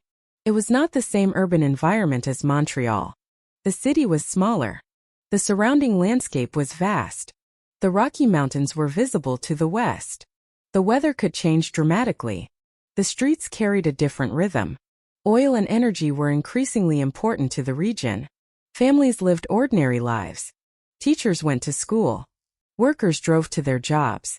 People met friends. People dated. People went home. And one of those people was Elizabeth and Porteous. Elizabeth was 33, older than the other known victims. She was a teacher. Her life was rooted in routine. That routine would eventually become one of the first clues that something was wrong. On the morning of May 18, 1971, she did not appear at school. At first, the absence may have seemed small. A teacher missing for one day is not automatically an emergency. People get sick. Cars break down. Plans change. But when no explanation came, concern grew. Someone had to check. And when the apartment was entered, the ordinary explanation disappeared. Elizabeth was dead. The city of Calgary had now entered the story. And the investigators examining her death would soon discover that they were not dealing with an isolated murder. The same terrible elements were there. Sexual assault. Strangulation. Bite marks. But Calgary offered something else. A trail. Someone had seen Elizabeth with a man called Bill. And he had been driving a blue Mercedes. That vehicle would become one of the most important objects in the investigation. Car is an extension of movement. It tells investigators that someone was somewhere. It can connect one location to another. It can turn a vague memory into something concrete. And in Elizabeth's case, the blue Mercedes stood out. It was not simply the color. The car reportedly had a distinctive bowl-shaped advertising decal visible in the rear window. That detail gave witnesses something specific to remember. A strange decal can be more useful than a vague description of a vehicle. People forget models. They forget license numbers. They forget the exact shade of paint. But a distinctive symbol can stay in the mind. And now investigators had a vehicle to look for. The search did not remain theoretical for long. The blue Mercedes was spotted near the murder scene. And behind the steering wheel, or soon to be connected to the vehicle, was Wayne Bowden. Suddenly, the Montreal cases and Calgary case were beginning to touch. The name Bill appeared again. The distinctive behavior appeared again. The bite marks appeared again. And now there was a man who had been with Elizabeth. A man whose vehicle was near her apartment. A man who would soon be placed under arrest. The geography that had once seemed to separate the cases was beginning to disappear. Montreal was no longer simply Montreal. Calgary was no longer simply Calgary. They were points on the same map. And investigators had to determine whether one person had traveled between them. That is where the setting becomes more than geography. The distance between cities becomes part of the psychology of the case. A predator can use movement as camouflage. He can leave one place after a crime. He can begin again somewhere else. He can meet people who know nothing about him. And if investigators in one city do not communicate with investigators in another, the fragments can remain separate. A murder in Montreal may remain a Montreal murder. A murder in Calgary may remain a Calgary murder. Until someone notices the same mark, the same behavior, the same name, the same face, the same car, the same story. The first known murder had occurred in 1969. By 1971, there were 4 women. The pattern had crossed a country. And yet the man at its center could still appear on the surface to be simply another young man. That contradiction is at the heart of the story. A serial killer does not walk through the world carrying a sign announcing what he has done. He stands in line. He buys things. He talks to people. He drives through traffic. He enters buildings. He waits at intersections. He can be physically close to hundreds of people who have no idea who he really is. That is what made the investigation so difficult. The police were not hunting a monster from a storybook. They were hunting a human being who knew how to appear human. And the cities around him continued to provide the perfect disguise.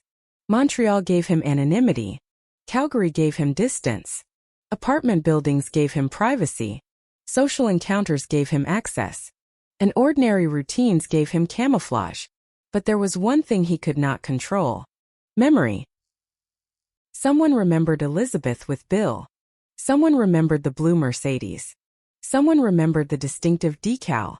Someone remembered that Elizabeth had been seeing a man. And investigators remembered the earlier women. The past was beginning to catch up with the present. That is how a city becomes a crime scene even when the crime itself happened elsewhere. The streets do not have to contain the murder. They only have to contain the memories. A restaurant where two people were seen together. A workplace where someone failed to arrive. A building where a car was parked. A neighbor who noticed something unusual. A witness who remembered a name. The city is full of these small fragments. Most disappear. A few survive. And occasionally years later those fragments line up. By May 1971, the pieces were beginning to align around Wayne Bowden. But there was still a long road between suspicion and conviction. The police needed to know what had happened to Elizabeth. They needed to establish how Bowden was connected to her. They needed to examine the physical evidence. And they needed to understand the 3 earlier murders. Because if the same man had killed 4 women, then the case was no longer simply about what happened in one Calgary apartment. It was about a pattern that had developed over nearly 2 years. It was about a man who had allegedly crossed boundaries between strangers and victims. It was about the way violence can hide inside ordinary social interactions. And it was about the limitations of the investigative world of 1971. There was no DNA waiting in a laboratory. No digital trail waiting to be downloaded. No camera recording every movement. Instead, investigators had to build their case from human memory and physical evidence. The evidence would eventually lead them to the teeth.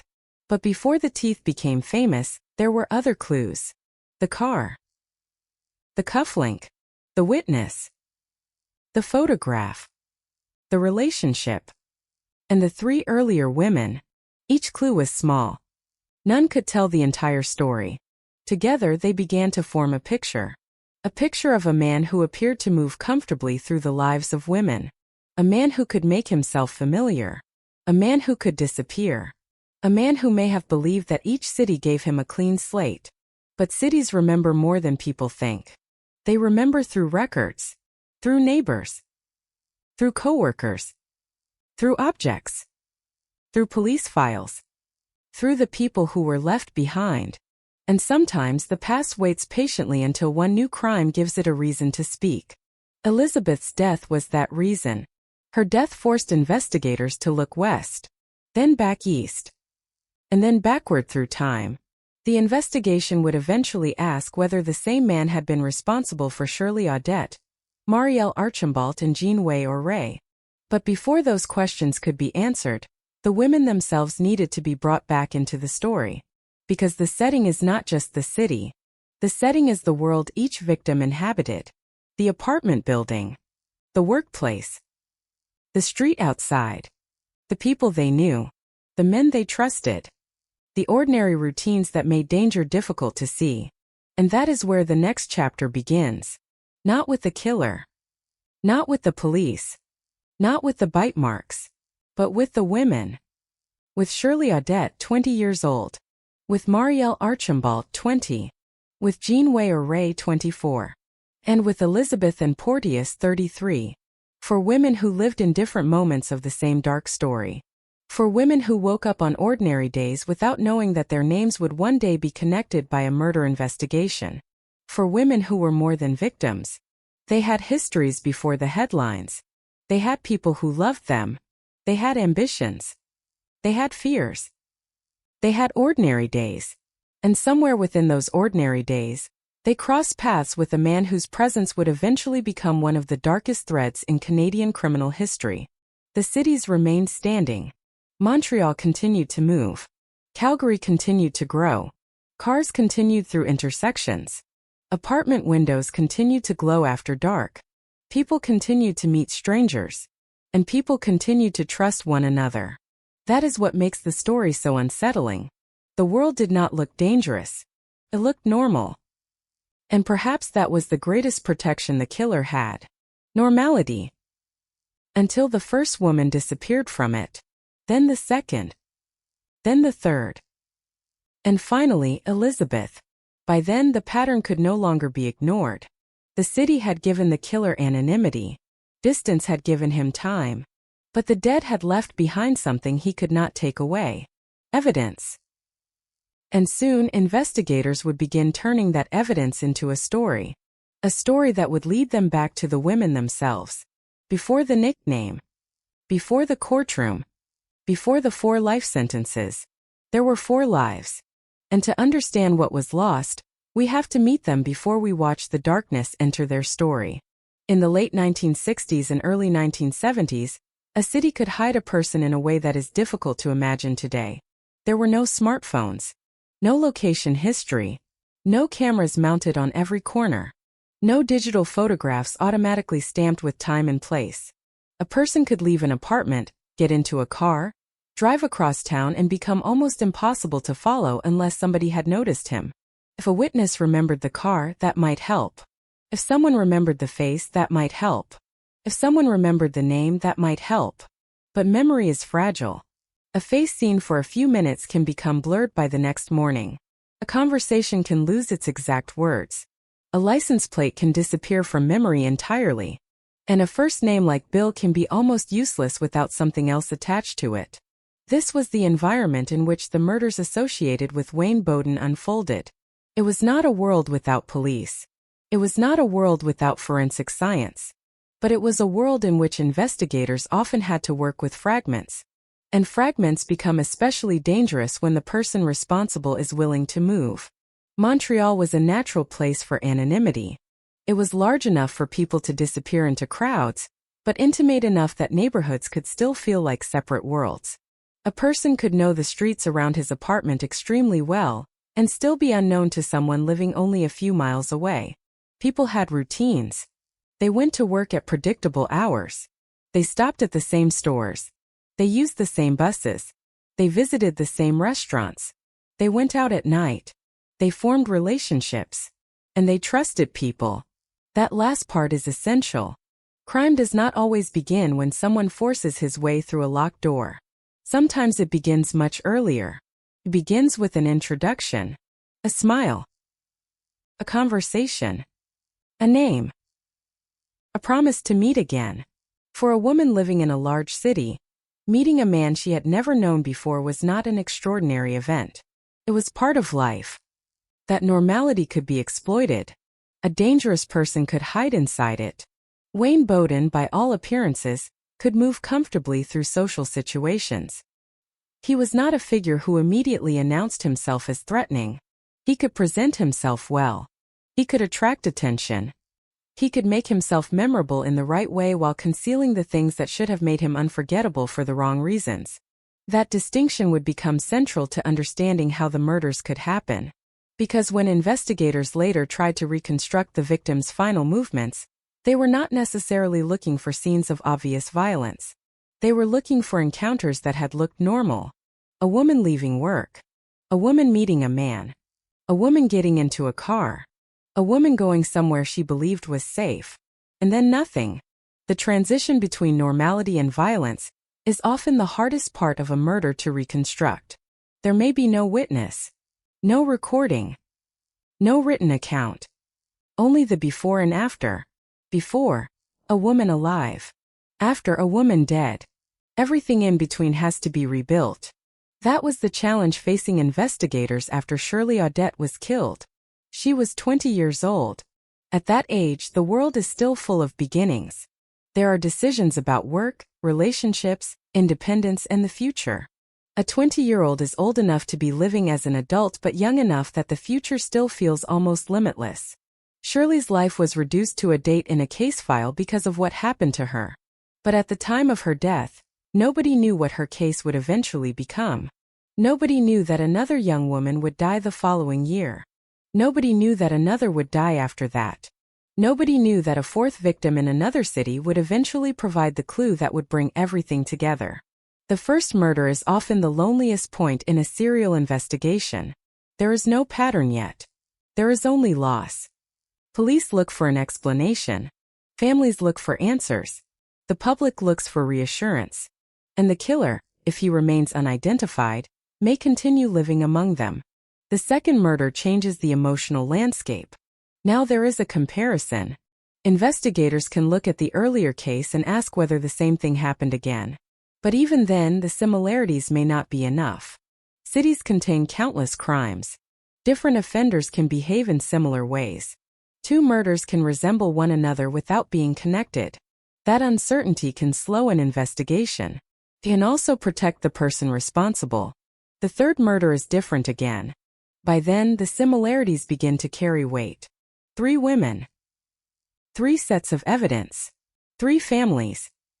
3 investigations. And if the same unusual detail appears in each case, investigators have to ask whether coincidence has become an inadequate explanation. The bite marks were that detail. They were strange enough to attract attention. They were physical. They were visible. And they seemed to connect the victims. But even then, the science was not as certain as people later imagined. In 1971, forensic dentistry was developing. Experts understood that teeth possess individual characteristics. But translating a bite on human skin into a reliable identification was far more complicated. The skin does not preserve an impression the way clay does. The human body is alive. It moves.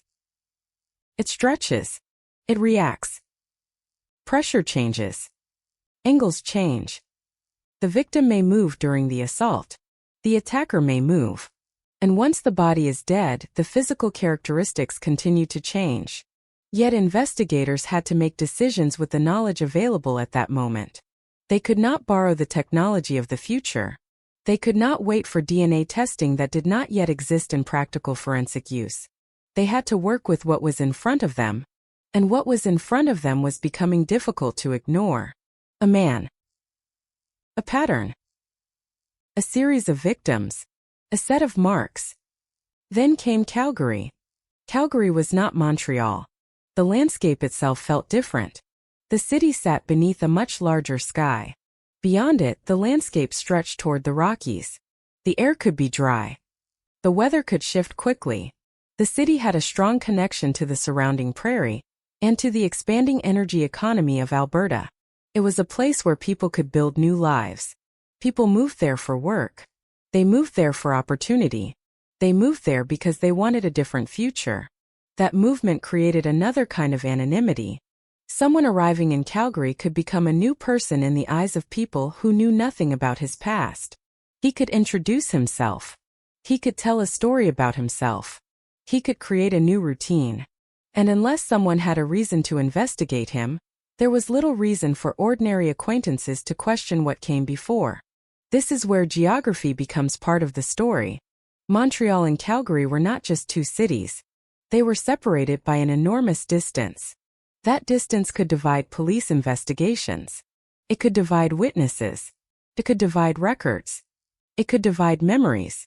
A detective investigating a murder in Montreal might have no reason to think about a similar death in Calgary unless the evidence forced the connection. And a detective in Calgary might never look east unless someone told him to. A killer who moves between cities can exploit that separation.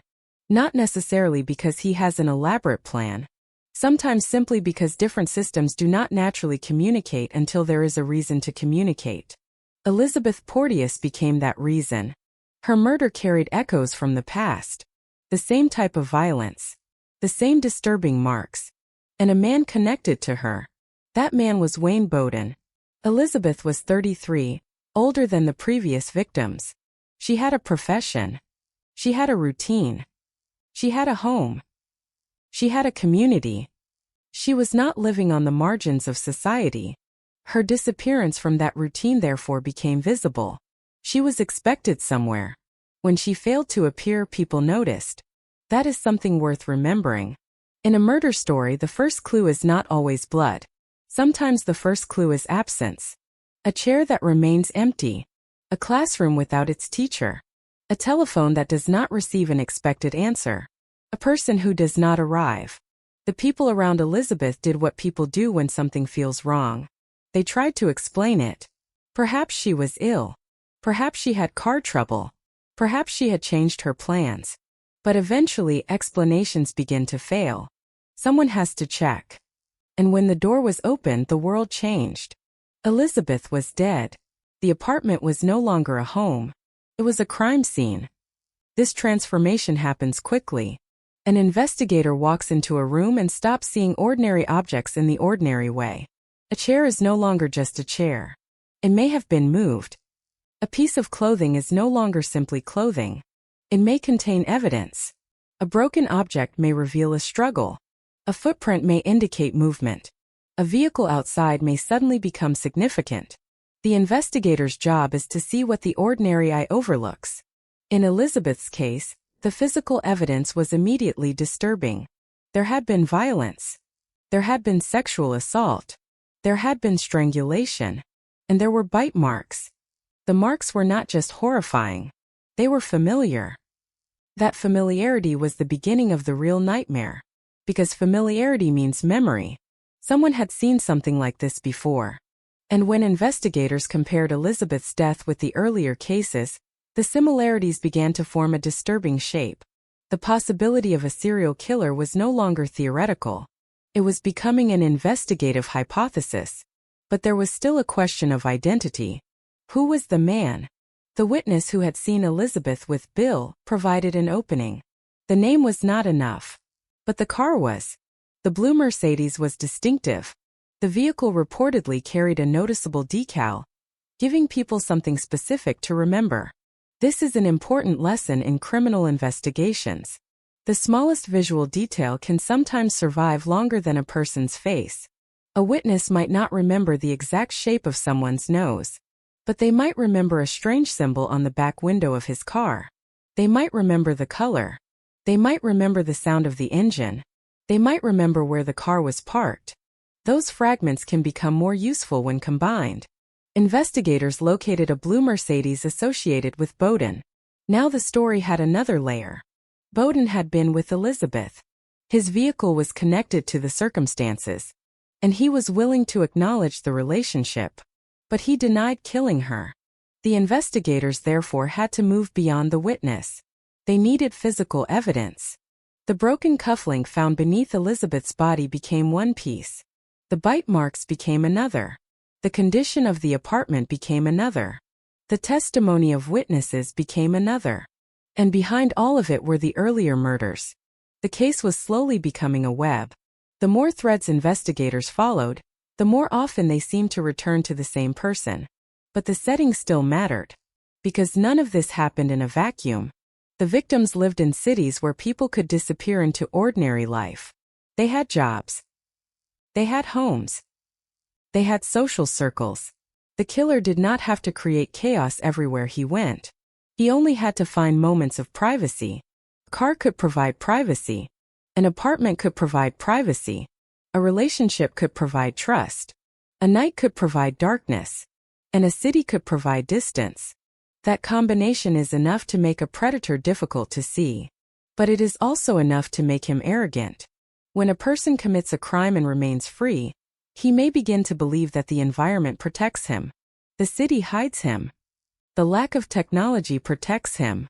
The absence of witnesses protects him.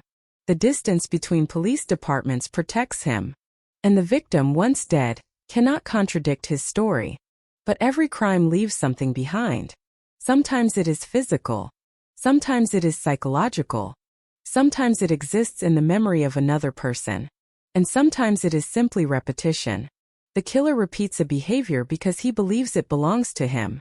That repetition can become the very thing that exposes him. In Bowden's case, the bite marks may have functioned in exactly that way. The act that made the crime seem similar also gave investigators a possible method of comparison. It was as if the offender had left behind a signature, without realizing how investigators might eventually use it. That is the strange irony of criminal behavior. The things a perpetrator repeats because they satisfy some private need can also become the things that identify him. But identification requires someone to recognize the pattern. And recognition requires someone to look backward. Elizabeth's death made that possible. Now the earlier women could no longer be treated as isolated tragedies. Shirley, Marielle, Jean, their cases became part of the same conversation. Investigators could ask whether the same man had been present, whether the same type of attack had occurred, whether the same physical evidence existed, whether the same behavioral details appeared. And if the answer was yes, Then the investigation was no longer simply about a murder in Calgary. It was about a man who may have been moving through Canada for years. The geography of the case began to look like a trail. Montreal. Then Calgary. East. West. City to city. Woman to woman. The exact path mattered less than the possibility that one person had been carrying the same violent pattern across those distances. But there was another geographical element. The spaces between the crimes. Those gaps are where investigators often struggle. What happened between one murder and another? Where was the suspect? Who did he meet? What did he do? Was he planning another attack? Or was he simply living an ordinary life? The absence of crimes does not necessarily mean the absence of violence. It may mean the absence of evidence. It may mean an assault was never reported. It may mean a victim survived but never told anyone. It may mean investigators never recognized the connection. Or it may mean the offender stopped temporarily. There is no way to know everything. That uncertainty is one of the most disturbing aspects of serial crime. Even after a suspect is identified, there can be a shadow of unknown cases surrounding him. How many? Nobody knows. And that is why investigators must be careful not to turn suspicion into fact. The known victims matter because their cases can be supported by evidence. The unknown victims remain possibilities, not certainties. The responsible way to tell a story like this is to keep that distinction clear. There were 4 women connected to Bowden's convictions. 4 lives whose deaths became part of the legal record. Beyond them are questions. Questions that may never be answered. But the questions do not diminish the known victims. If anything, they remind us how much remains hidden in crimes committed by people who know how to conceal themselves. By the spring of 1971, the atmosphere around the case was changing. The old Montreal murders were no longer old. The Calgary murder had given them new life. The police were now looking at Bowden through a different lens. He was not simply a man who had known Elizabeth. He was a man whose background might connect to 3 other women. And if those connections held, the case would become one of the most notorious serial murder investigations in Canadian history. But before investigators could establish that, they had to do something more difficult. They had to understand the victims. Not just their deaths. Their lives. Because patterns are easier to see when people are reduced to facts. 20 years old. 20 years old. 24. 33. Montreal. Montreal. Montreal. Calgary. Sexual assault. Strangulation. Bite marks. Those facts create a pattern, but they erase individuality. Shirley was not simply 20. Marielle was not simply 20. Jean was not simply 24. Elizabeth was not simply 33. They were 4 different women. Their personalities were different. Their dreams were different. Their relationships were different. Their daily routines were different. Their reasons for trusting the people around them were different. The only thing they should have had in common was that they were alive. Instead, their names became connected by violence. And the next stage of the story has to restore some of what the crime took away. Before we examine how each woman died, we need to understand who she was. Because a victim is not created by the moment of death. A victim is a person whose life existed before that moment. That life matters. The setting matters because it tells us what normal looked like. And normal was what the killer entered. He did not enter a world of horror. He entered a world of ordinary people. A world where women went to work. A world where people trusted acquaintances. A world where someone could say, "My name is Bill," and be allowed to remain just Bill. A world where a blue Mercedes could pass through traffic without attracting attention. A world where a teacher could leave her home one evening expecting to return to her normal routine. And a world where, for a while, the man responsible could disappear into the background. But the background was beginning to disappear. The cities had provided anonymity. The distance had provided separation. The lack of technology had provided uncertainty. Yet the victims had left behind a pattern. And the pattern had begun to point toward one man. Wayne Bowden. The investigation was closing around him. But the story was not yet about guilt. Not yet. It was still about questions. Questions that would soon become accusations. Accusations that would eventually become courtroom evidence. And evidence that would lead to 4 life sentences. Before that happened, however, the women needed to be remembered as they were before the case knew them. Shirley Audette before she became a crime scene. Marielle Archambault before she became a name in a police report. Jean Ray before her death connected her to women she had never met. And Elizabeth Porteous before the morning she failed to arrive at school. The next chapter would slow down. The city would fade into the background. The police files would temporarily close. And the camera of the story would move toward the people who mattered most. The women. Because once we know who they were, the violence that ended their lives becomes more than a sequence of criminal events. It becomes the destruction of 4 individual futures. 4 futures that should have continued. For stories that should have gone somewhere else. Instead, they ended in Montreal and Calgary. And the man accused of ending them would eventually become one of the most notorious names in Canadian true crime. But before he became a name, before the press gave him a terrifying nickname, before the courtroom placed his fate in the hands of a jury, he was simply a man moving through ordinary cities. And the women were simply living their lives. That was the setting. That was the world before the darkness became visible. And that is exactly why the next part matters. Because to understand what Wayne Bowden took, we first have to understand what these women had. There is a particular kind of darkness that belongs to cities. It is not the darkness of an empty forest or a deserted road. It is the darkness created by too many people living close together and knowing almost nothing about one another. Behind thousands of windows, lives unfold at the same time. Someone is eating dinner. Someone is arguing. Someone is getting ready for work. Someone is waiting for a telephone call. Someone is meeting a stranger. Someone is sleeping. And somewhere, perhaps only a few streets away, something terrible can happen without the rest of the city ever knowing. That was the world of Montreal and Calgary in the years when Wayne Bowden's crimes unfolded. The cities were alive. They were busy. They were changing. And yet, for the women at the center of this story, ordinary life could suddenly become dangerous. The danger did not always announce itself. There was no obvious boundary between safety and fear. There was no street sign saying that one side was safe and the other was not. There was no reliable way to look at a stranger and know what he was capable of.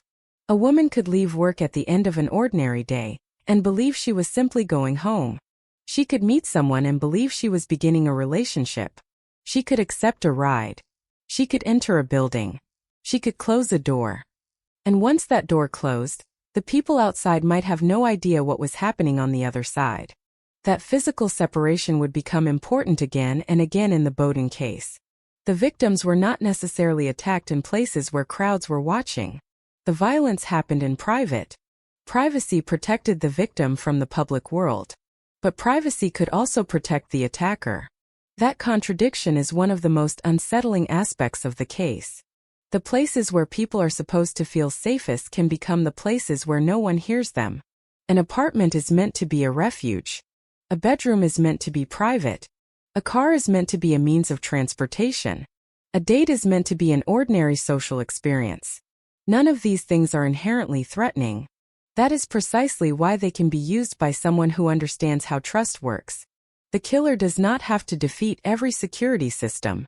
He only has to convince one person that he belongs. And in the years before the murders, there was little reason for women to assume that every unfamiliar man represented a potential threat. People trusted one another because society depends on trust. You cannot live normally if every stranger is treated as an enemy. You cannot form relationships if every introduction is viewed as a possible trap. You cannot build a city that way. So people take risks. They get into cars. They accept invitations. They meet people they have never met before. Most of the time, nothing happens. That is what makes predatory violence so difficult to detect. The overwhelming majority of ordinary interactions remain ordinary. A woman meets a man. They talk. They laugh. They separate. Nothing happens. Then one encounter is different. The difference may be invisible until it is too late. For Shirley Audette, that invisible difference would eventually become fatal. For Marielle Archambault, it would happen again. For Jean Ray again. And for Elizabeth Porteous, the same pattern would emerge in Calgary. The repetition is what makes the case so disturbing. But to understand the repetition, we need to understand the spaces in which these women lived. Montreal was a city of movement. People came and went. Apartment doors opened and closed. Elevators carried residents up and down. Streetcars and buses moved through neighborhoods. Cars lined the streets. Restaurants and shops provided places for people to meet. The city was large enough that strangers could remain strangers. Yet neighborhoods could also be intensely personal. A person might recognize the same shopkeeper every morning. A neighbor might know when someone usually came home. A coworker might know exactly when a person was supposed to arrive. These small relationships create a kind of informal surveillance. Not surveillance in the technological sense. Human surveillance. People notice things without realizing they are collecting evidence. They remember who was there. They remember what someone wore. They remember which car belonged to whom. They remember unusual behavior. At the time, those details may seem meaningless. Later, they can become invaluable. The same would happen in Elizabeth's case. The people around her knew her routine. They knew she was expected at school. They knew something was wrong when she did not appear. And somewhere in the chain of events before her death, someone had seen her with a man. That witness could not know how important the memory would become. But investigators could. This is why witnesses are so important in cases without modern forensic technology. A witness can become a camera that does not take photographs. The image exists only inside a person's memory. And memory is imperfect. It changes. It fills gaps. It forgets. But sometimes a detail survives because it is unusual. The blue Mercedes was one such detail. A blue car is not inherently remarkable. There were many blue cars. But a distinctive feature on the vehicle could make it easier to remember. The reported bowl-shaped decal in the rear window gave the vehicle an identity beyond its color. Suddenly, investigators were not asking witnesses whether they had seen a car. They could ask about a particular car. That difference matters. A vague description produces possibilities. A distinctive description produces leads. And when that vehicle could be connected to Bowden, another part of the story fell into place. The car was not proof by itself. But it was another thread. And the investigation was becoming a process of collecting threads. One by one. Witnesses. Objects. Relationships. Locations. Medical findings. The earlier murders. The bite marks. The threads were not identical. Some were stronger than others. Some would become important. Some would become less important. But together they began to form something investigators could follow. That is how criminal investigations often work in reality. Not as a brilliant detective suddenly discovering the answer. Not as one dramatic clue appearing from nowhere. Instead, the answer emerges slowly from a mass of ordinary details. A person remembers a conversation. Another remembers a car. A specialist notices a pattern. A detective finds an old report. Someone compares two photographs. Another investigator asks a question that nobody had asked before. And suddenly, a case that once seemed fragmented begins to have a center. For the Bowden investigation, that center was becoming the possibility of one offender. But the setting also contained another problem. Time. The first known murder had happened in 1969. Elizabeth was killed in 1971. Nearly 2 years separated the beginning and the end of the known sequence. 2 years is a long time. People move. Relationships change. Jobs change. Cars change. Buildings change. Witnesses forget. Records can become harder to locate. And memories lose sharpness. A person who was certain about a face 2 years earlier may no longer be able to describe it accurately. A witness who remembers a conversation may forget the exact date. A detective who worked an earlier case may be assigned somewhere else. The original investigators may not be the ones examining the later murder. All of this creates gaps. And gaps are where uncertainty grows. For a serial offender, those gaps can become protection. The crimes do not happen continuously. There may be months between them. That can make the pattern harder to recognize. The public does not wake up every morning expecting another murder. Fear rises and falls. People return to routine. News cycles move on. Other crimes happen. Other stories dominate the newspapers. And the previous murder begins to feel like history. Until another woman dies. Then the old fear returns. That rhythm can be seen in the timeline associated with Bowden. Shirley Audet in 1969. Marielle Archambault in 1970. Jean Way-Ray in 1971. Elizabeth Porteous in May 1971. The deaths were separated by time, but the similarities were persistent. The women were sexually assaulted. They were strangled. They carried bite marks. The pattern was there. But patterns are invisible until someone knows what to compare. This is why the investigation into Elizabeth was so important. Her murder did not simply add another victim. It gave investigators a new opportunity to compare. A fresh crime scene. Fresh witnesses. Fresh evidence. A suspect who could be examined. A vehicle that could be traced. And physical marks that could be compared with the evidence from previous cases. The past had finally acquired a present. That was the difference. Before Elizabeth, the earlier murders were tragedies. After Elizabeth, they became potential evidence in a larger investigation. And that changed the way Bowden himself could be viewed. His movements mattered. His relationships mattered. His possessions mattered. His appearance mattered. His dental structure mattered. Even his explanations mattered. A denial could now be compared with physical evidence. A statement could be compared with a witness. A timeline could be compared with a vehicle. A relationship could be compared with an old murder. Every contradiction had the potential to become significant. The investigation was tightening. But the public still knew very little. Most people in Calgary were living their lives without understanding what had happened. The danger was invisible. The killer was not necessarily running through the streets. He did not need to. The most frightening predators can live quietly between crimes. That period of normality can be deceptive. A person can commit an extraordinary act of violence and then return to ordinary behavior. He can eat breakfast the next morning. He can drive to work. He can speak to neighbors. He can answer questions. He can behave as though nothing happened. That does not mean investigators should imagine a criminal as emotionless or supernatural. It means that human beings are capable of compartmentalizing behavior in ways that are difficult for others to understand. This is one reason psychological explanations can become dangerous when they are too simple. There is no single look that identifies a murderer. There is no single personality type. There is no single childhood experience that creates a serial killer. There are patterns of behavior. There are traits. There are choices. There are opportunities. But there is no magic formula. In Bowden's case, the available evidence tells us far more about what investigators believed he did than about the complete interior world of his mind. We know the crimes associated with him. We know the evidence used against him. We know the convictions. We know the sentence. But the deepest motivations remain partly unknowable. That is important because the story should not turn into a psychological mythology. The victims should remain at the center.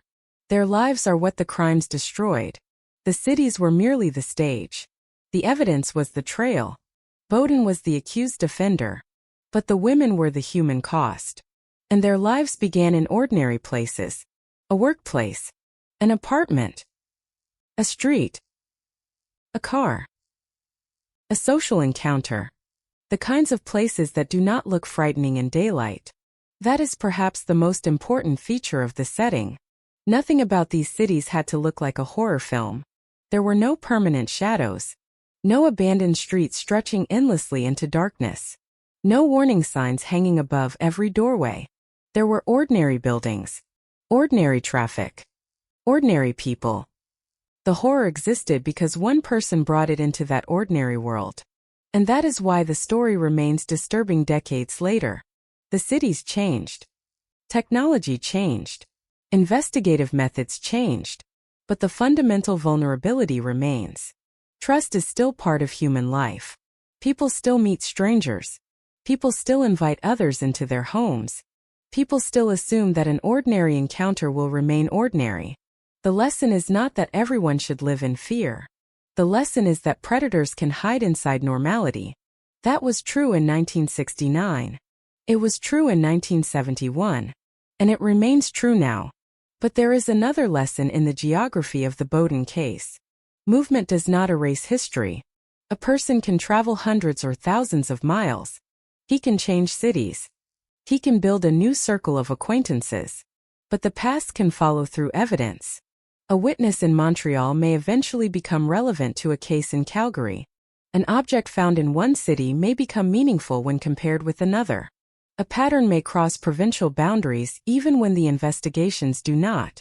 In that sense, the case was larger than any single police department. The map itself became part of the investigation. Montreal was the beginning. Calgary was the turning point. And the distance between them represented something more than geography. It represented the space in which the killer may have believed he could disappear. He could leave behind one set of witnesses, one neighborhood, one investigation, then arrive somewhere else and begin again. But Calgary did not give him the clean beginning he might have expected. Elizabeth's death created a bridge. That bridge led backward. And once investigators crossed it, they could no longer look at the early